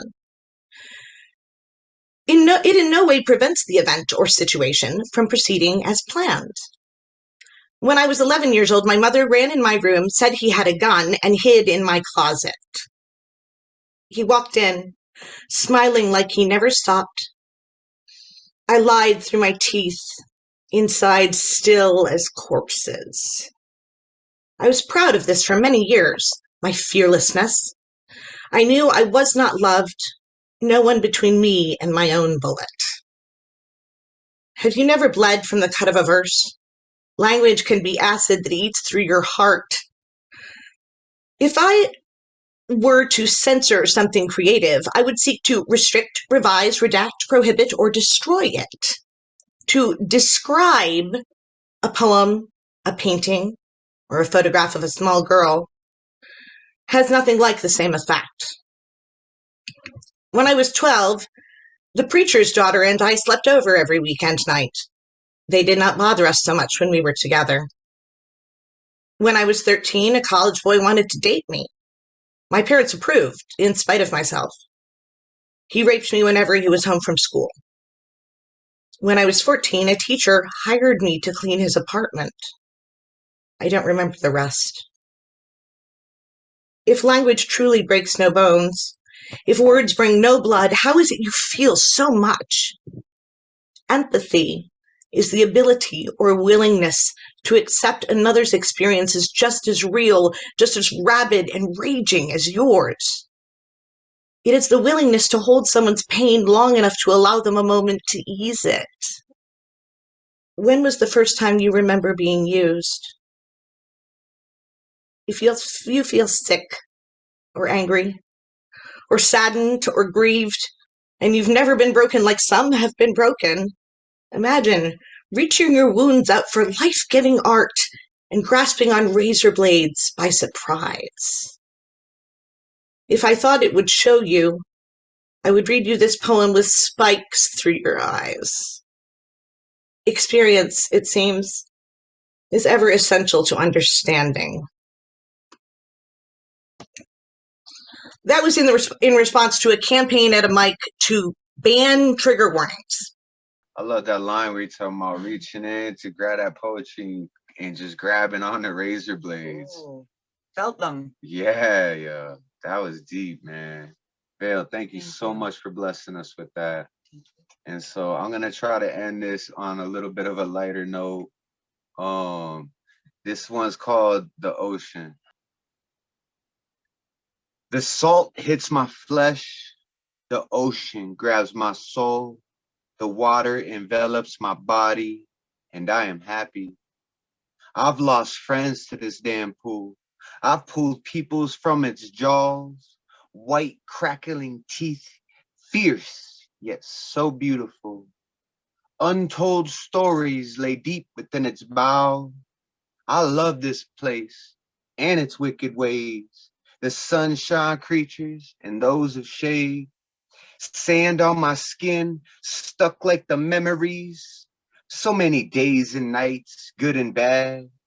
These waves have washed away so many tears, brought joy, laughter, smiles, and pain. Damn this place. I love it with all my heart.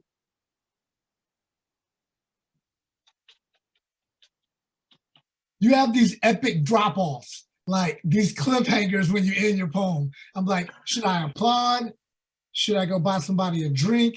I don't want to move. Like, you have these epic cliff jumps. I love it. I love it.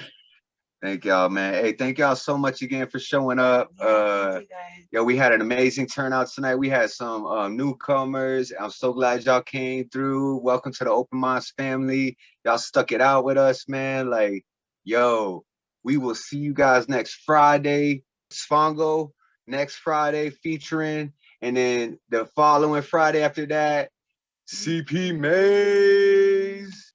I love y'all, fam. Thank you so much for showing up. Welcome to Open Minds. And for y'all returning, thank you for returning. Much love and respect. Good night. Enjoy your weekends. We'll see y'all next Friday. Peace.